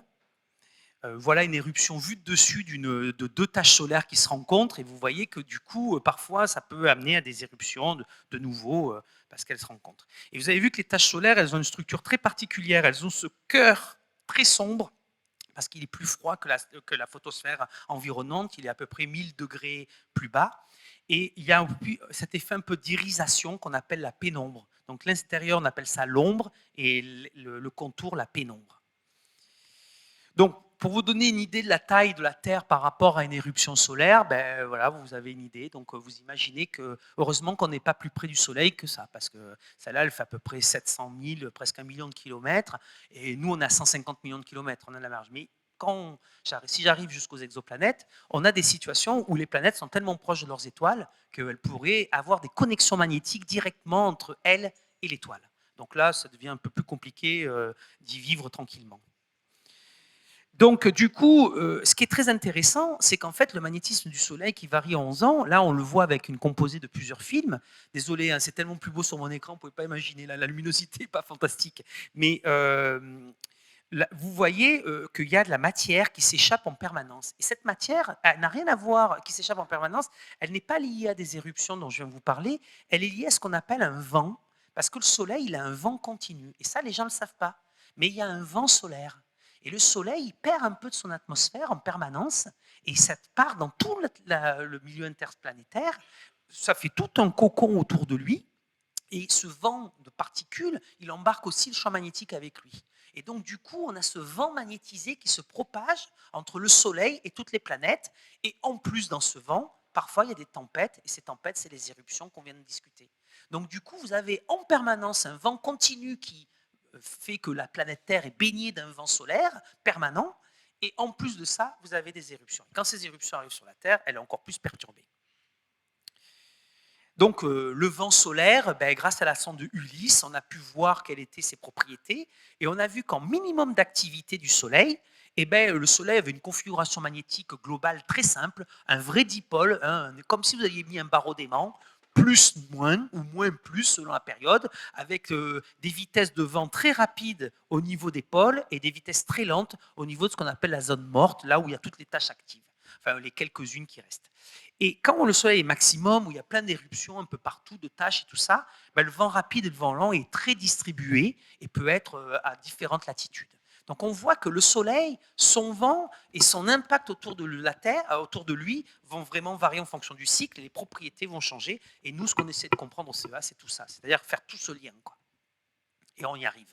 Et là, je vous montre justement des films qu'on a fait du vent solaire au cours des cycles. Donc, on a pris des cartes magnétiques réelles observées du Soleil, on les a mis dans notre ordinateur avec un code qu'on a développé exprès, et on a calculé la configuration magnétique du vent solaire pour différentes années. Donc là, vous voyez, 1991, 1992, on a pris ces données-là à l'époque pour des raisons de praticité, mais il n'y a pas de raison de sélectionner celle-là plus qu'une autre. Et vous voyez comment la structure change. Et vous allez me dire, mais c'est quoi l'espèce de... Ah, vous ne la voyez pas très bien. Il y a une espèce de zone grisée qu'on appelle la surface d'Aven, mais passons les détails. Alors, vous allez me dire, bon, c'est très bien, M. Brun, le Soleil est actif, mais quelles en sont vraiment les conséquences? Donc, je vais vous montrer quelles en sont les conséquences pour un satellite. Donc là, on va se rapprocher du Soleil, on va voir les éruptions, le vent, comme on vient de discuter, et puis on va se rapprocher d'une région active et que vous allez voir érupter en rayon X. Là, on a de l'UV en jaune et en rouge et après en bleu des éruptions. Et là, vous voyez, le bleu apparaît uniquement après qu'il y a eu l'instabilité. Vous voyez le nuage partir à droite et vous allez voir la gerbe de particules que va se prendre le détecteur. Voilà. Donc ça, ce que vous voyez à l'écran ici, pourquoi c'est bruité comme ça? C'est parce qu'en fait, il y a plein de protons qui ont été accélérés par le Soleil, qui ont été ce qu'on appelle des particules très rapides du Soleil. On appelle ça Solar Energetic Particles, SEPS en anglais. Donc des particules énergétiques du Soleil, elles mettent à peu près 15 minutes, voire à peu près la vitesse de la lumière sur 2 pour nous venir. Et donc du coup, elles sont des précurseurs de l'arrivée du nuage magnétique. Et lui, le nuage magnétique, il met à peu près 4 jours pour nous venir. Entre 2 et 4 jours selon l'intensité de l'éruption et du nuage magnétique qui nous vient. Donc, on ne peut pas faire grand-chose avec 15 minutes. Mais par contre, on peut essayer de le protéger, on durcit, hein, vous savez, il y a tout ce qu'on appelle ITAR et compagnie dans le milieu spatial, c'est-à-dire tout ce qui est des microprocesseurs durcis au rayonnement. Et la raison pour laquelle on durcit les processeurs au rayonnement, c'est parce que justement dans l'espace, ça bastonne. Donc, il n'y a pas que le Soleil qui a un aimant, comme je vous l'ai dit, il y a aussi la Terre. Et du coup, l'idée, c'est d'arriver à la météorologie de l'espace. Je vous ai expliqué que le Soleil, c'est une boule autogravitante, chaude, qui tourne, qui est magnétisée, qui convecte, qui a des réactions nucléaires. Et tout ça, ça vit, ça évolue au cours du temps. Hein, le Soleil, quand il était jeune, était plus actif. Quand il vieillit, il devient moins actif. C'est vrai aussi des humains. Et du coup, il y a des éruptions qui arrivent vers la Terre. Et la Terre, on a de la chance, elle a un cocon magnétique. Vous savez que Mars n'a perdu son champ magnétique. On pense à peu près 800 millions d'années après s'être formé, à peu près. Exact, mais disons c'est l'ordre de grandeur, quoi. Dans le premier milliard d'années, elle a perdu son champ magnétique. Vénus n'en a pas parce qu'elle tourne très lentement. Et voire même, c'est la seule planète du système solaire qui tourne de façon rétrograde, pas comme toutes les autres dans le même sens que la rotation, que leur révolution autour du Soleil. Mais disons que Mercure a un champ magnétique, la Terre en a, et Jupiter et Saturne en ont aussi, et les autres planètes aussi, j'y reviendrai. Donc là, je vais vous montrer un film d'un collègue, Carrie Forrest, et là, on va voir une éruption, on est au bord du Soleil, donc là, c'est une distance angulaire par rapport au Soleil, on voit la Terre ici, et vous voyez, il y a des éruptions qui vont partir. Là, on voit une éruption partir près du Soleil. On va la voir se propager. Là, on a Vénus. Elle va passer par Vénus et puis elle va arriver sur la Terre. Et donc, c'est ça la météorologie de l'espace. La météorologie de l'espace, c'est être capable de prévoir et d'anticiper ce que la surface du Soleil fait potentiellement comme phénomène géoeffectif. C'est-à-dire, qu'est-ce qui va venir impacter notre Terre. Et là, comme vous le voyez, ça va, on voit le vent permanent. Et on voit de temps en temps des tempêtes, comme je le disais, arriver. Alors, de nouveau, je vous le schématise avec des visualisations plutôt type Disney, pour bien que vous compreniez. Donc, il y a des éruptions qui partent, on a le système solaire, et on voit ces éruptions petit à petit s'étendre, et elles peuvent ou pas couper la trajectoire de la Terre. C'est un peu au petit bonheur la chance, si vous voulez. Je veux dire, il n'y a pas de. Parfois, le Soleil il est éruptif. Parfois, on a la malchance d'avoir, comme là récemment, une éruption intense avec la direction qui vient vers nous. Et du coup, la Terre est sur la trajectoire de ce nuage magnétique. Et parfois, il ne l'est pas. Donc, pour vous montrer quelles sont les conséquences de cette activité magnétique sur le Soleil, par exemple, la belle conséquence, c'est les aurores boréales. Donc là, vous en voyez ici, vous voyez des très belles aurores boréales. Et ça, c'est le bon côté. Comme on le disait au tout petit bulletin initial, il y a aussi des satellites qui sont tombés en rideau. Et là, les responsables du satellite n'étaient pas contents parce qu'ils avaient perdu des dizaines de millions d'euros. Alors, ce que je voulais vous dire aussi, c'est que nos boussoles sont aimantées nord. Et donc, du coup, c'est le pôle sud, c'est le sud magnétique qui est au pôle nord. Donc, c'est important de le savoir, ça, mais bon, c'est un détail. Et vous savez que le pôle magnétique et le pôle géographique ne sont pas complètement alignés. Et je vous le montre ici. Donc, en fait, le pôle magnétique de la Terre se déplace. Donc, ça, c'est un zoom de la baie au nord du Canada. Et vous voyez que depuis 1900, il s'est déplacé. Alors, il se rapproche du pôle Nord géographique, mais il était décalé. Hein, et donc, il y avait quand même un angle non négligeable entre l'axe de rotation de la Terre et l'axe magnétique de la Terre. Hein. Donc, et à droite, ce que je voulais vous montrer, c'est ce que je vous disais un peu plus tôt, c'est ce qu'on appelle le code barre de la Terre. Ça ressemble vachement à un code barre, mais en fait, ce sont les phases de polarité du champ magnétique. Et vous voyez que de temps en temps, on a des zones comme ça, très longues, qui durent des 100 millions d'années. Là, hein. On remonte à 70 millions d'années en arrière. Hein. Et ça, on peut le savoir parce que le champ magnétique de la Terre, quand il y a la sédimentation au fond des océans, les petites paillettes ferromagnétiques, elles s'orientent en fonction de la polarité du champ magnétique terrestre. Et donc, du coup, on a de la stratification comme ça, et en faisant des sondages, on est capable de reconstruire l'historique de la magnétisation de la Terre. Il y a des collègues paléomagnétologues de l'Institut du physique du globe qui sont excellents là-dessus. Je vous conseillerais d'avoir une conférence là-dessus, je peux vous donner quelques noms. Et en particulier, le code barre, vous voyez qu'on peut avoir des supercrons, ce qu'on appelle des supercrons, des périodes très longues de stabilité du cycle magnétique, du champ magnétique de la Terre. Et sur la Terre, ça fait 780 000 ans que le champ magnétique ne s'est pas renversé. Or, en moyenne, quand on regarde l'historique, ça devrait être à peu près tous les 2500 ans. 250 000 ans. Donc là, on ne sait pas pourquoi, ça fait un certain temps. La dernière tentative du champ magnétique terrestre de se renverser, c'était il y a 40 000 ans, mais il a fait ce qu'on appelle une excursion. C'est qu'il a commencé à vouloir basculer, et puis il est revenu à sa place initiale. Voilà. Sur Terre, sur le Soleil, on a regardé, pour l'instant, on n'a pas d'enregistrement où ça s'est passé, ces excursions. On a systématiquement des renversements de polarité. D'accord ? Mais vous voyez, ça arrive aussi sur la Terre. Donc là, je vous montre justement un de mes collègues de l'IPGP qui est PI d'un instrument qui s'appelle SWARM.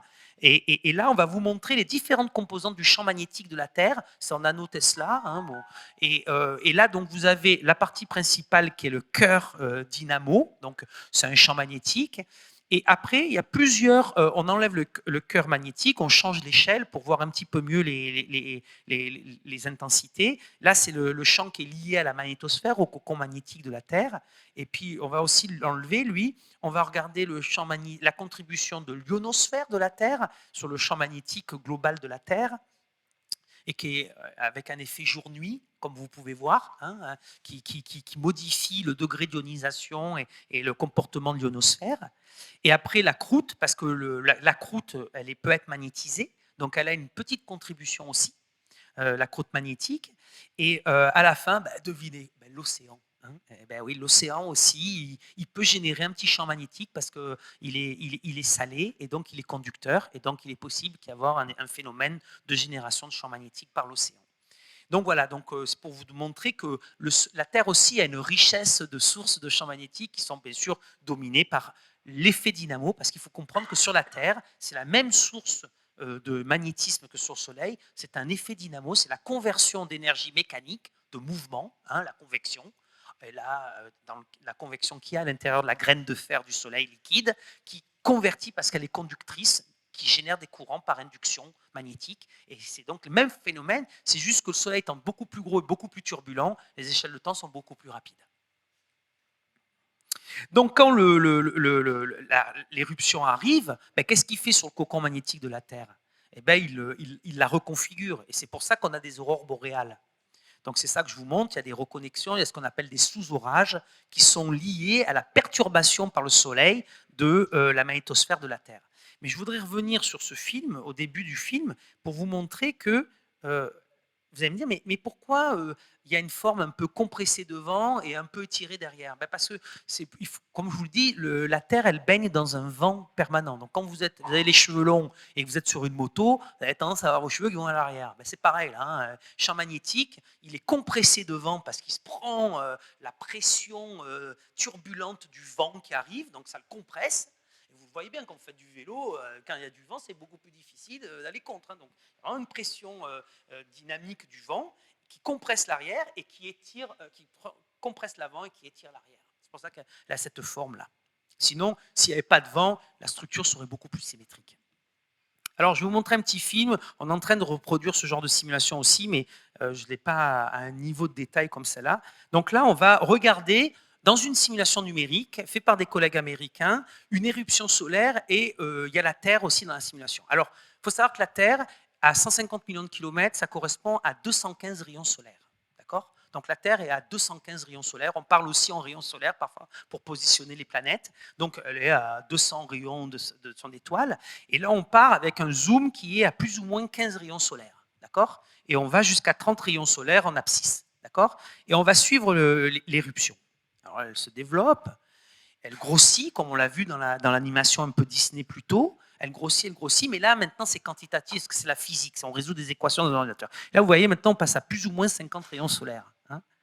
Et là, maintenant, on a plus ou moins 100 rayons solaires. Donc, on voit que le nuage magnétique commence à être sacrément gros quand il se propage jusqu'à arriver à une unité astronomique ou 215 rayons solaires. Et maintenant, on va zoomer, et encore zoomer, et encore zoomer, et encore zoomer, et encore zoomer, et encore zoomer, et encore zoomer, et encore zoomer, et encore zoomer, et encore zoomer, et encore zoomer, et on va trouver notre planète Terre, qui va se prendre un nuage magnétique. Et là, vous voyez, on était à plus ou moins 100 rayons solaires, et maintenant, on a plus ou moins 0,3 rayons solaires. Imaginez les échelles, ça vous donne une idée des échelles de ce que nous envoie le Soleil et tout ça. Donc ça, c'est la météorologie de l'espace. Donc voilà un autre film qui vous montre en plusieurs longueurs d'onde. Donc ça, c'est l'éruption du 28 octobre 2021. C'est très récent, c'était il y a une dizaine de jours. Donc ça fait longtemps qu'on n'avait pas eu d'éruption aussi intense, une éruption X, elle est ici, je vais remettre le film. Donc très récemment, là, on va voir une émission, voilà, vous l'avez vu là, paf, elle vient de partir, on va la remettre pour que vous la voyez bien. Maintenant, vous avez vu comme... Alors si vous regardez bien, ne regardez pas que l'endroit où ça pète, regardez tout autour comme la couronne est chahutée, comme il y a une espèce d'onde qui se propage dans toute l'atmosphère terrestre, dans toute la couronne. Et donc c'est pour ça que parfois une éruption peut faire ce qu'on appelle des éruptions sympathiques, parce qu'en fait, elles explosent quelque part, elles déstabilisent toute la couronne du Soleil et ça fait exploser ailleurs. Voilà. Alors, je vais vous montrer de nouveau une vue dans le plan équatorial, ici, du Soleil.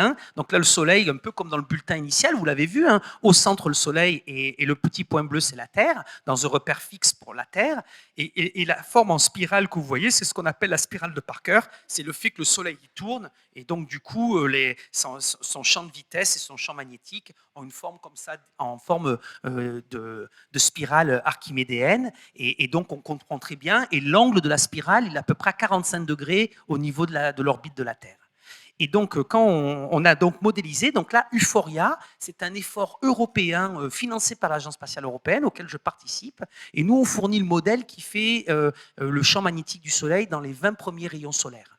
Et des collègues belges font de 20 rayons solaires jusqu'à la Terre. Et on est en train de faire tout un couplage de code et tout un pipeline pour le portail de météorologie de l'espace de l'Agence spatiale européenne, parce qu'il y a des besoins de prévision de l'état de la météo. Et donc, en astronomie du Soleil, on commence à parler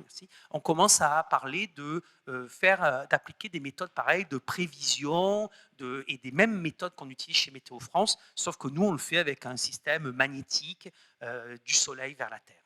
Donc, on commence à appliquer les mêmes critères et essayer d'avoir des indicateurs d'activité et des indicateurs de fidélité de la prédiction.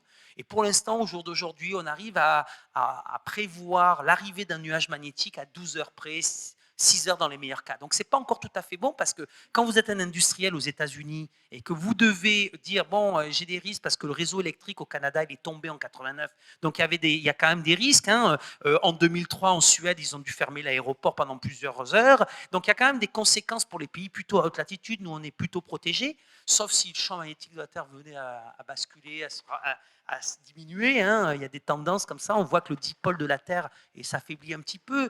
On a encore des milliers d'années avant que... Mais il n'est pas exclu que le champ magnétique de la Terre se renverse. Et à ce moment-là, ça donnerait des configurations magnétiques complètement différentes de celles qu'on connaît. Et il ne serait pas exclu que des éruptions arrivent directement jusqu'à la France. Mais en tout cas, pour l'instant, c'est plutôt au niveau des cornets polaires, plutôt arctique qu'antarctique, où il y a les aurores boréales. Et donc là, quand vous êtes un industriel, et aux États-Unis, ils sont très concernés par ça, vous avez la production, par exemple, de voitures, vous faites les 3.8.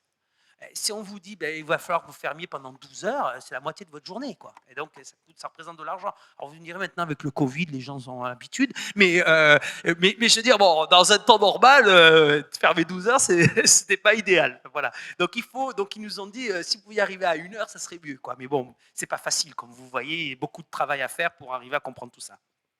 Donc je vous montre le film, et là vous voyez le nuage magnétique partir, et vous voyez qu'il est complètement sur la trajectoire de la Terre. D'accord, hein? Alors je vais reprendre, parce que vous ne devez pas bien voir où est la Terre. La Terre, c'est ce point bleu ici. Hein? Donc on revient, la Terre, c'est ici. Vous voyez, la première éruption X, le nuage magnétique est parti derrière, il nous vient directement dessus. Et là, vous avez une vue, une coupe. Là, c'est vu de dessus, le Soleil. On voit le système solaire vu de dessus. D'accord ? Ça fait à peu près, là, ça fait 2 AU, 300 millions de kilomètres de rayon, le cercle, donc 600 millions de kilomètres de diamètre. Et là, vous avez une vue de côté. D'accord ? Donc là, on voit le Soleil, il est ici, et là, on voit les latitudes nord et sud par rapport au plan médian, au plan de l'écliptique, là où orbite la Terre. Et on voit que, hop, la première éruption arrive, et ça fait ça. Donc, je vais vous montrer ce film aussi, l'aurore boréale qui a eu en octobre 2021 suite à cette éruption X à la surface du Soleil et à la CME, à l'éjection de masse coronale qui a suivi et qui est venue impacter la Terre. Et donc là, on a une caméra qui fait un peu un effet 360 degrés, qui regarde le ciel, ok ? Et on voit petit à petit la nuit arriver et on va voir les conséquences au niveau aurore boréale de l'arrivée de cette tempête du 28 octobre. Hein. Donc je vous montre des trucs très récents, hein. C'était pour vous montrer qu'on vit dedans actuellement, hein. Ce n'est pas genre une invention d'un chercheur seul dans son coin, quoi, hein. Et donc là, on commence à voir les... C'est vraiment très très beau à voir, j'aime beaucoup ce film.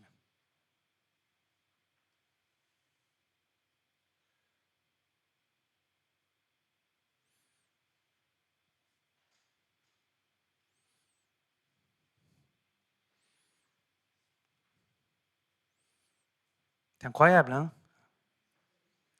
C'est magnifique à voir. Voilà.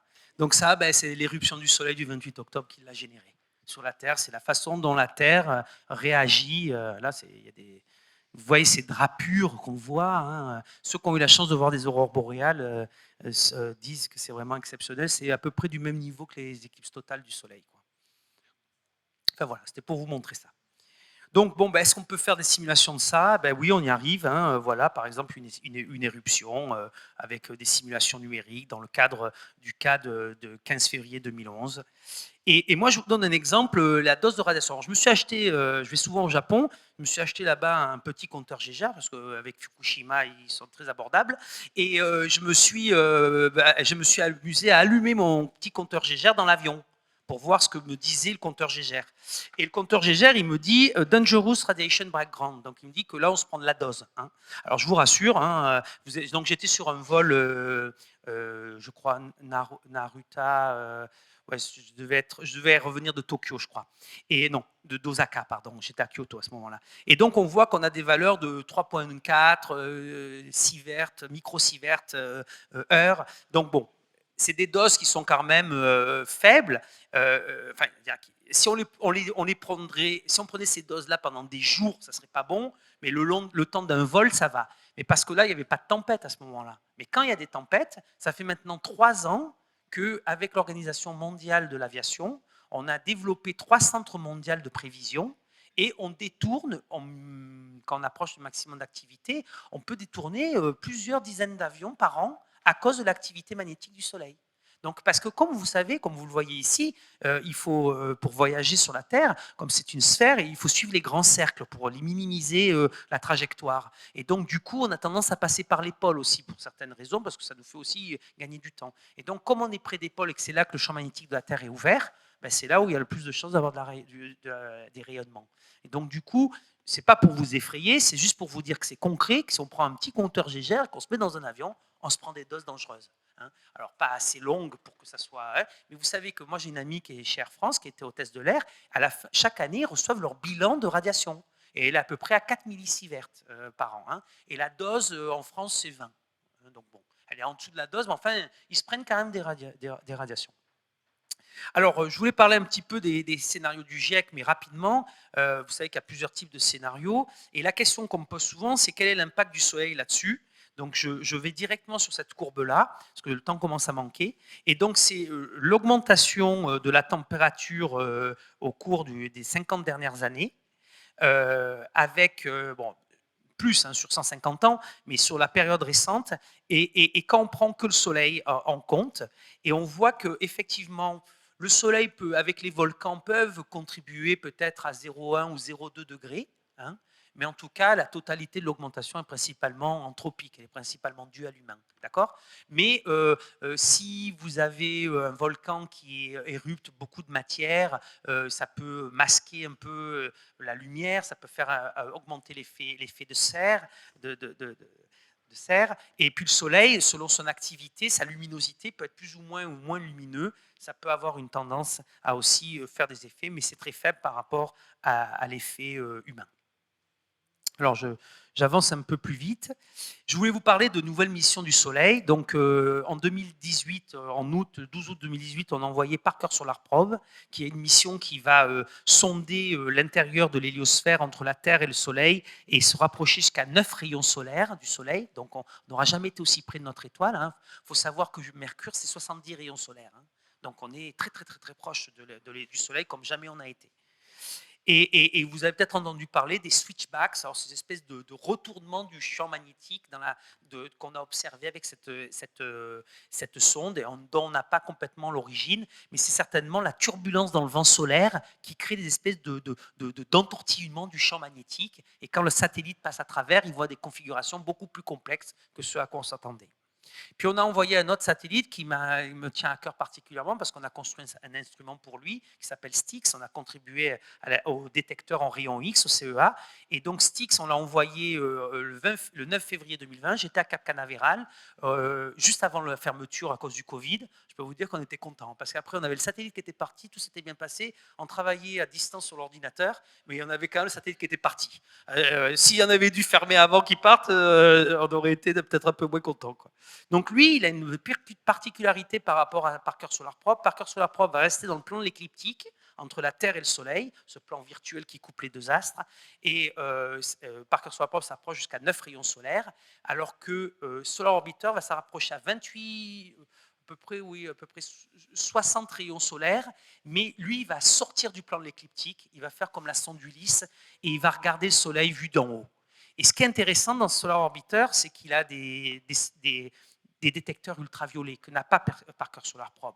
Et donc, on va pouvoir regarder le système solaire vu de dessus en ultraviolet et en rayon X qu'on n'avait jamais fait jusqu'à présent. Donc, on va avoir des vues exceptionnelles. Et Solar Orbiter a 10 instruments, il s'est joint avec la NASA, alors que Parker Solar Probe, qui va beaucoup plus près, tous les deux ont un bouclier thermique, n'en a que 4 et qu'une seule caméra. Mais enfin, tous les deux sont très complémentaires et parfois, dans le champ de vue de Solar Orbiter, on a Parker Solar Probe. Et donc, on peut donner à nos collègues américains, enfin, ces deux missions qui sont jointes et à NASA, on peut dire à nos collègues qui sont sur Parker Solar Probe, on connaît les conditions environnement de votre satellite parce qu'on les a observées avec Solar Orbiter. Donc, on regarde toutes les conjonctions intéressantes. Donc voilà, vous avez peut-être entendu parler des feux de camp solaire. Donc là, je vous montre pour la première fois la face cachée du Soleil, enfin pas la face cachée, puisqu'il tourne en 28 jours, elle va arriver vers nous, mais à un moment, en février de cette année, le satellite était à l'opposé, aux antipodes de nous. Et donc, du coup, il voyait la face qu'on ne voyait pas. Et donc, il l'a vu en ultraviolet.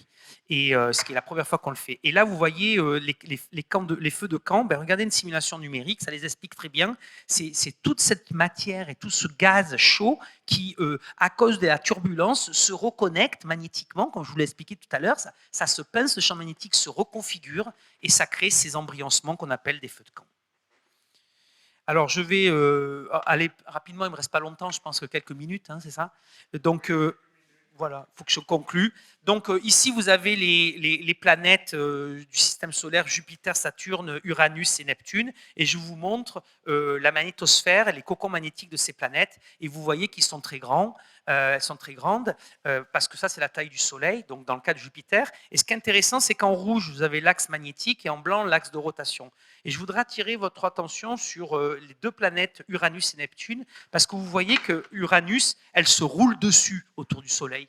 Elle se roule dessus. Elle n'a pas un axe elle ne tourne pas comme ça autour du Soleil, elle tourne comme ça autour du Soleil, elle se roule dessus, avec l'axe perpendiculaire, et Neptune, c'est l'inverse. Et comme vous voyez, sur Neptune et sur Uranus, les axes magnétiques et de rotation sont quasiment perpendiculaires. Hein.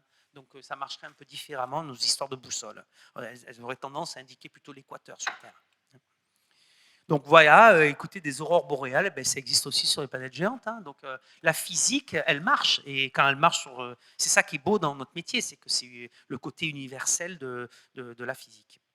Alors, notre système planétaire, je passe les détails. Je voulais vous parler un petit peu de où on en était dans le sondage de cette héliosphère, de ce cocon magnétique du Soleil. Donc ça, c'est une image de Voyager, l'image la plus lointaine qu'on ait pris de notre système solaire. On voit Neptune, Uranus, un composite. Et ici, vous ne devez pas bien voir, c'est la position de toutes les missions interstellaires qui sont parties. Donc Pioneer 11, Pioneer 10, Voyager 1, Voyager 2 et la sonde New Horizons qui a fait le survol de Pluton récemment. D'accord ? Donc on a 5 sondes interstellaires, et ces 5 sondes interstellaires, il y en a certaines qui ont commencé à quitter l'environnement magnétique de notre Soleil. Ils ont passé ils ont traversé l'héliosphère. Ils sont encore dans l'influence gravitationnelle du système solaire, parce que celle-ci s'étend à plusieurs à peu près une année-lumière. Donc là, c'était l'histoire de l'enroulement de la structure magnétique de cette héliosphère. Comme le Soleil tourne, il embobine son champ magnétique, comme ça autour de lui. Il se déplace dans le milieu interstellaire. Donc il a comme la Terre par rapport au vent du Soleil, et le Soleil a un choc d'étrave par rapport au vent du milieu interstellaire dans lequel il se déplace.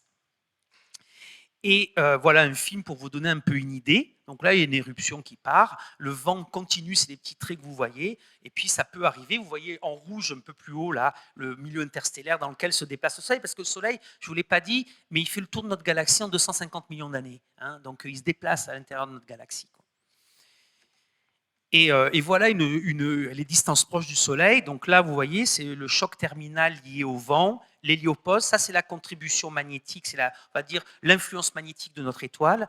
Et au-delà, c'est l'influence gravitationnelle jusqu'à peu près le nuage de Oort, qui est ce réservoir de comètes qu'on a, qui est bien au-delà de la ceinture de Kuiper, où il y a les planètes naines.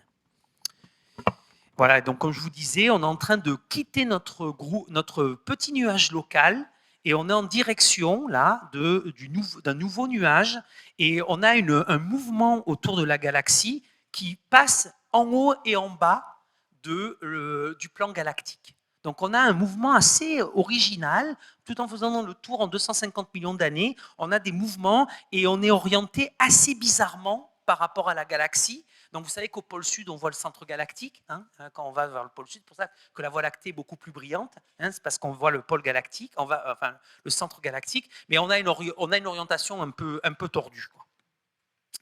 Ça, c'est les étoiles. Donc je voulais vous montrer, parce que j'avais dit que je vous montrais un peu ce film, et puis je m'arrêterai là. Donc là, c'est la taille des différentes planètes.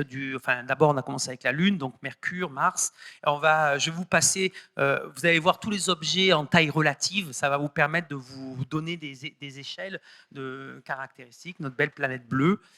Donc là, déjà Neptune, on voit que c'est quand même déjà plus gros. Là, Saturne, sans ses anneaux. Jupiter. Et là, on est à la séparation planète-étoile. Et d'un coup, on arrive au Soleil, qui est une petite étoile. Donc, vous voyez déjà d'un coup comment c'est beaucoup plus grand, quoi. Sirius A, qui est une étoile très connue qu'on peut observer dans l'hémisphère nord. Pollux, ça aussi, c'est une très connue. Arcturus, qui est une référence rouge, qui est à la fin du Bouvier, si je me rappelle bien. Enfin, en tout cas, on part à la base du Bouvier. Et Rigel, qui est dans la constellation d'Orion, si je ne dis pas de bêtises. Et ouais, donc comme elles sont grandes, les étoiles, là on rentre dans les supergéantes rouges, et vous voyez la taille, et ça c'est la plus grande, VY Canis Majoris, c'est la plus grande étoile jamais observée pour l'instant. Vous imaginez comme c'est tout petit le Soleil par rapport à ces étoiles, vous les avez vues. Et là, on vous pose la question, je vous traduirai, donc vous imaginez vous êtes en train de voler à la surface de cette étoile, donc vous voyez la taille de la Terre, c'est infinitésimal, donc imaginez une tache solaire sur cette étoile, la taille qu'elle aurait. Donc elle fait 2 milliards 800 millions de kilomètres de circonférence. Combien ça prendrait si vous voliez à 900 km par heure pour faire le tour de l'étoile, quoi. Voilà, ça vous prendra 1100 ans. pour vous donner une idée. Hein, voilà. Donc, on peut s'intéresser et généraliser tout ce que je vous ai raconté à d'autres systèmes exoplanétaires. Et en particulier, je finirai sur ce point, parce que je veux quand même le dire, sur ce qu'on appelle la zone habitable. Parce que notre Terre, elle est dans la zone habitable. Mais ce qui est important à savoir, c'est que cette zone habitable, elle change en fonction de l'étoile autour duquel vous orbitez. Et vers les étoiles M qui sont moins lumineuses, vous devez être plus proche de votre étoile pour avoir l'eau dans ces 3 états, liquide, gazeux et solide. Et plus votre étoile est massive, et plus vous devez vous en éloigner. Et nous, Vénus, elle est juste au bord intérieur et Mars juste au bord extérieur de cette zone d'habitabilité. Et comme il y a une héliosphère, il y a ce qu'on appelle les astrosphères. Et donc, du coup, vous pouvez imaginer des situations où vous avez une planète qui est très proche d'une étoile, qui est active, qui a des éruptions. Et votre planète, elle est tellement proche de son étoile son atmosphère peut être évaporée par ça. Et puis, il peut y avoir des éruptions qui vont l'atteindre. Et donc, un des travaux qu'on fait dans notre laboratoire, c'est de comprendre les conditions d'habitabilité autour de n'importe quel type d'étoile pour n'importe quel type de planète. Et donc, on généralise ce qu'on a compris du système solaire au système exoplanétaire. Voilà. Et je m'arrêterai là. Voilà.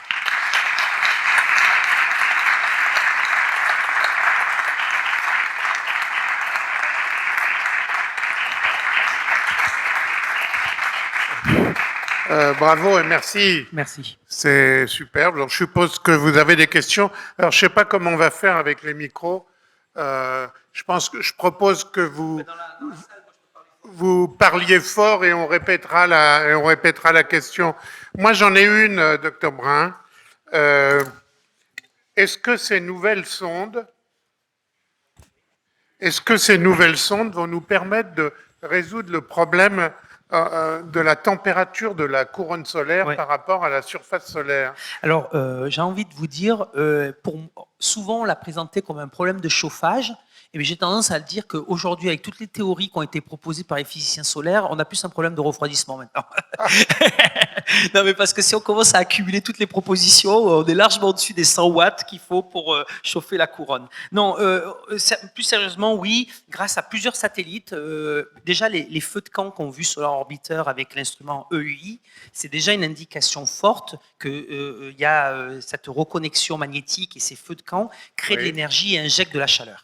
Et des sources d'ondes, les ondes magnétiques, les ondes d'Alven qu'on appelle, elles aussi sont prises a priori. Donc on pense qu'entre la turbulence, les phénomènes de reconnexion permanente et les ondes, on a largement de quoi déposer de la chaleur dans la couronne.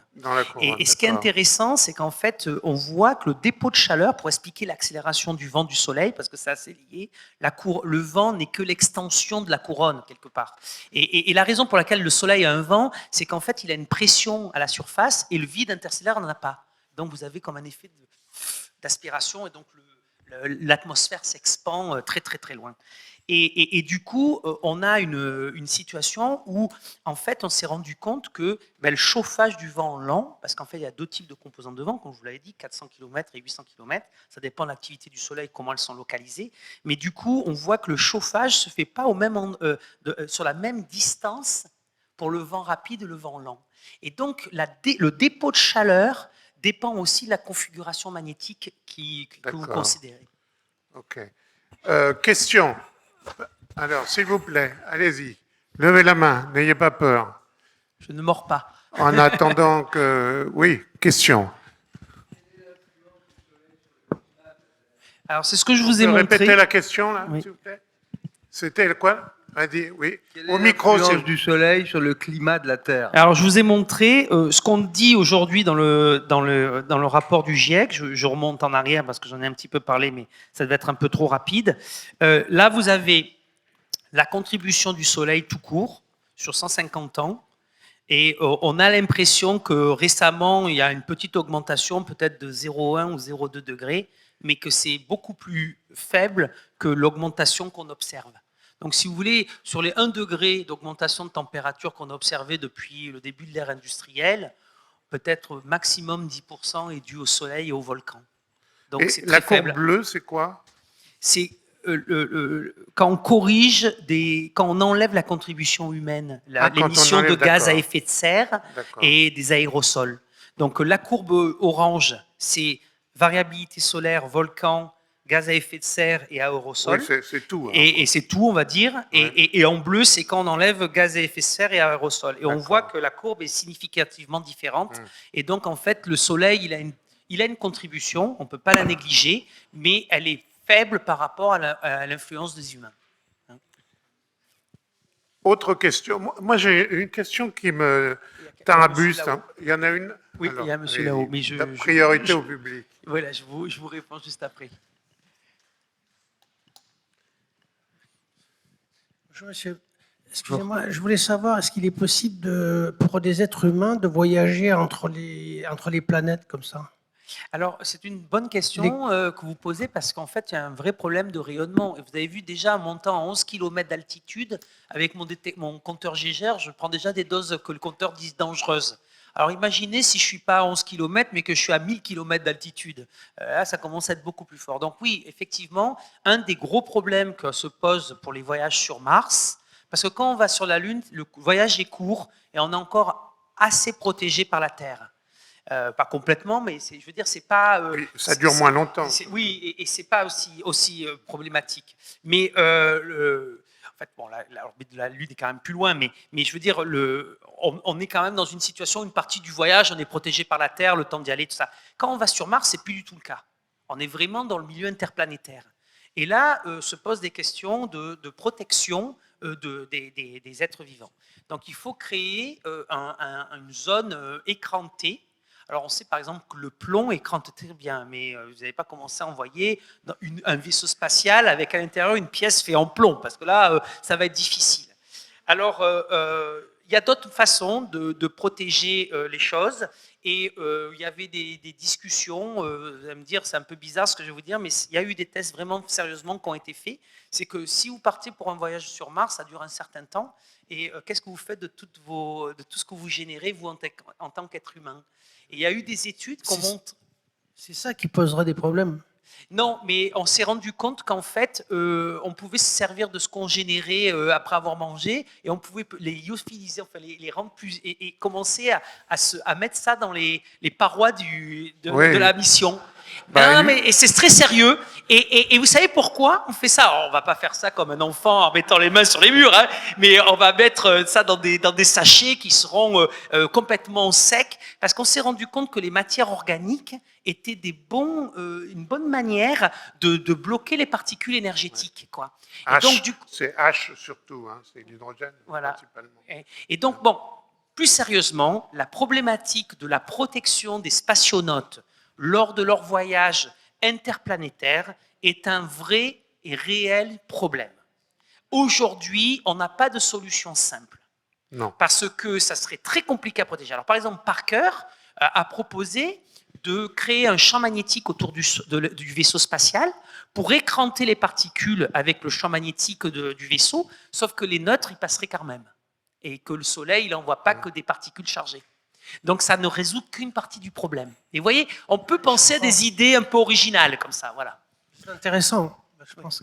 Mais il y a beaucoup de travaux là-dessus, de plus en plus. Hein. Mais il y a aussi, indépendamment du Soleil, si je peux me permettre d'ajouter, il y a les rayons cosmiques galactiques, c'est des gamma à haute énergie.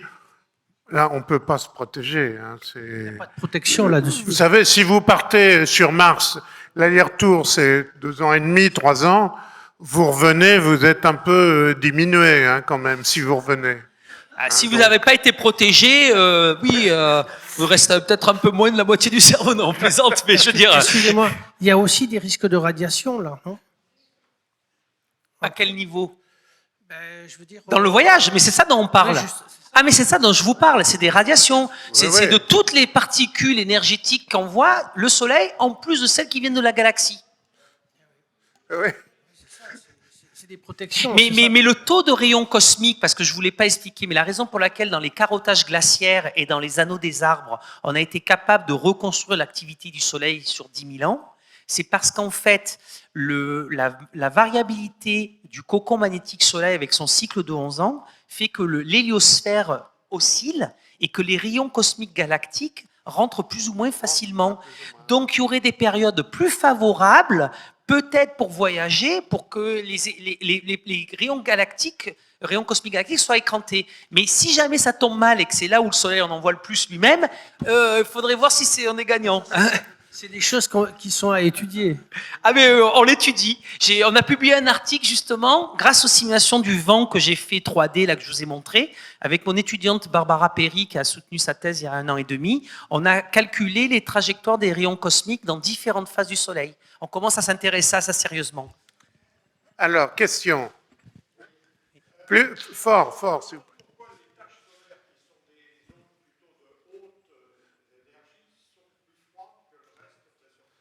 Alors, en fait, comme vous le voyez, en ultraviolet, elles sont plus brillantes, donc elles sont plus chaudes. Par contre, ça, c'est le système de boucles magnétiques qui partent des pieds des taches.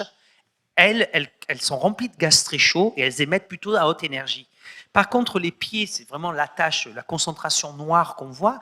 Là, le champ magnétique, il est très vertical, il est très intense. Et vous inhibez la convection, les mouvements granulaires qu'on voit, vous les inhibez. Et d'ailleurs, si je revenais je ne sais pas si on peut faire ça rapidement, par titre, si je reviens au tout début, je crois que je vais vous montrer. Voilà. Quand vous regardez ici, vous voyez cette irisation là. Vous voyez, là, c'est la transition que vous avez entre la convection normale, le fait que le champ magnétique commence à s'intensifier. Donc, vous voyez qu'on passe de formes plus ou moins hexagonales à des formes plus ou moins allongées, jusqu'à après un assombrissement, parce que là, le champ est complètement vertical. Et ça, vous le voyez dans le film que j'ai montré un peu plus tard, je crois. Voilà. Là, vous le voyez très bien que le champ est assez radial ici, mais que sur le côté, il part un peu comme une trompette, vous voyez, de façon évasée comme ça. Hein. Et donc, en fait, le champ magnétique influence localement très fort le mouvement convectif du plasma. Et ici, il est forcé à être contenu, et donc, du coup, il se refroidit à des effets thermiques qui fait qu'il est 1000 degrés plus froid. Mais par contre, dès que vous regardez les régions actives, vous voyez, elles sont plus brillantes, et donc elles sont plus chaude. Hein. Donc, la structure thermique du Soleil est non triviale. Justement, je voudrais rajouter à la question, le Soleil, quand il y a solar max, c'est qu'il y a plein de taches solaires.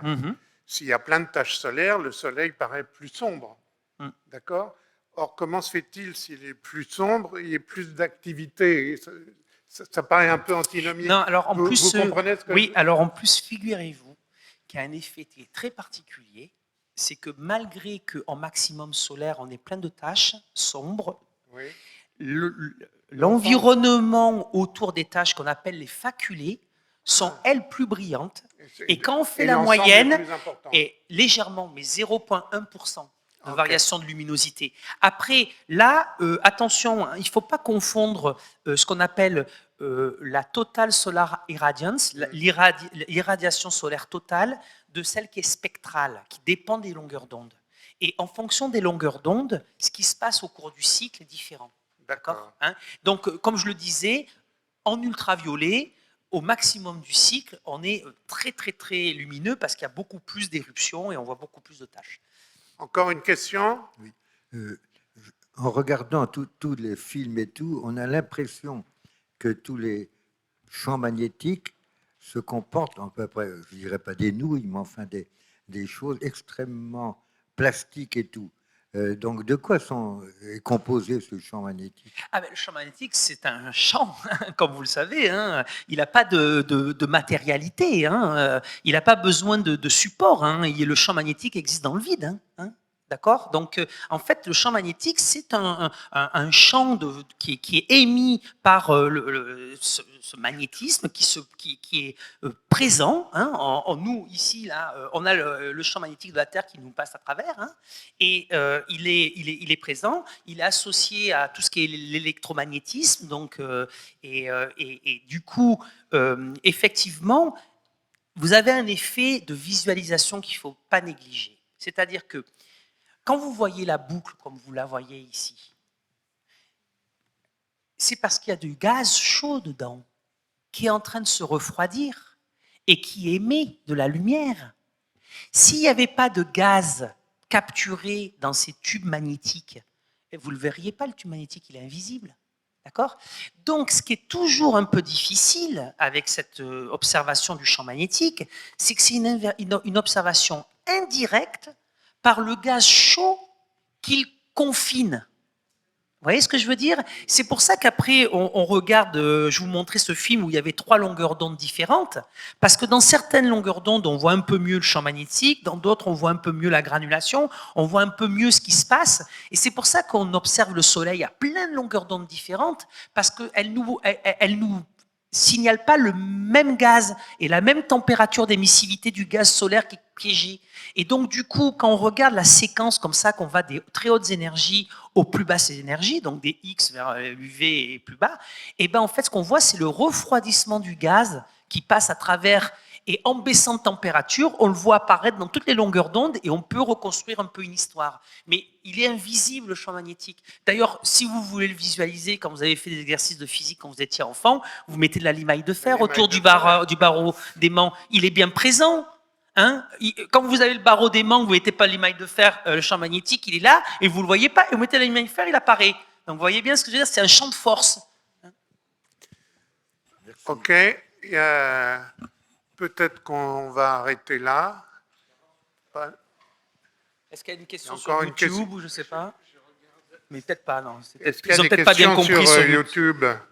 Parce qu'il va falloir qu'on rende la salle. Franck, dis-moi si tu as des questions. Non, pas de questions sur YouTube. Bon, tout le monde, écoutez- fait des remerciements. Ok, Et tout le monde était très impressionné par les animations. ok, merci. Merci beaucoup. Alors,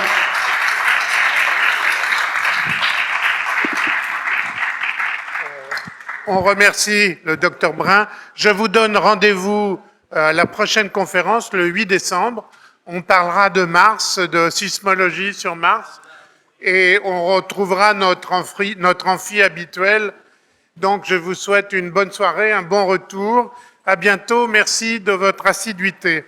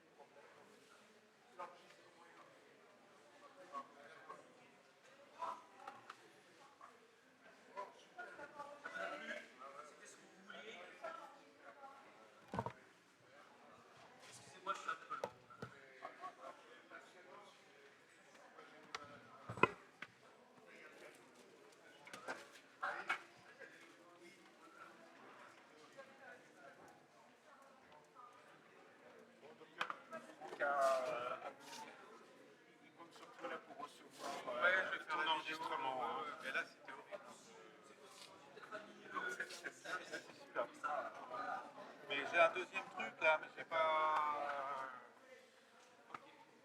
Ah, c'est pas.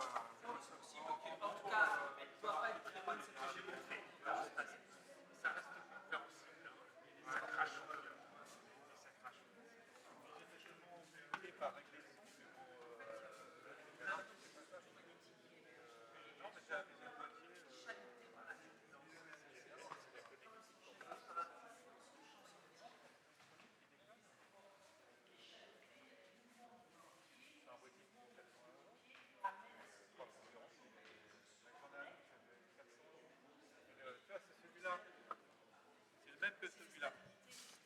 D'accord. Je me souviens, la dernière fois, on avait deux. Celui-là, je ne l'utilise plus pour le coup, c'est fini.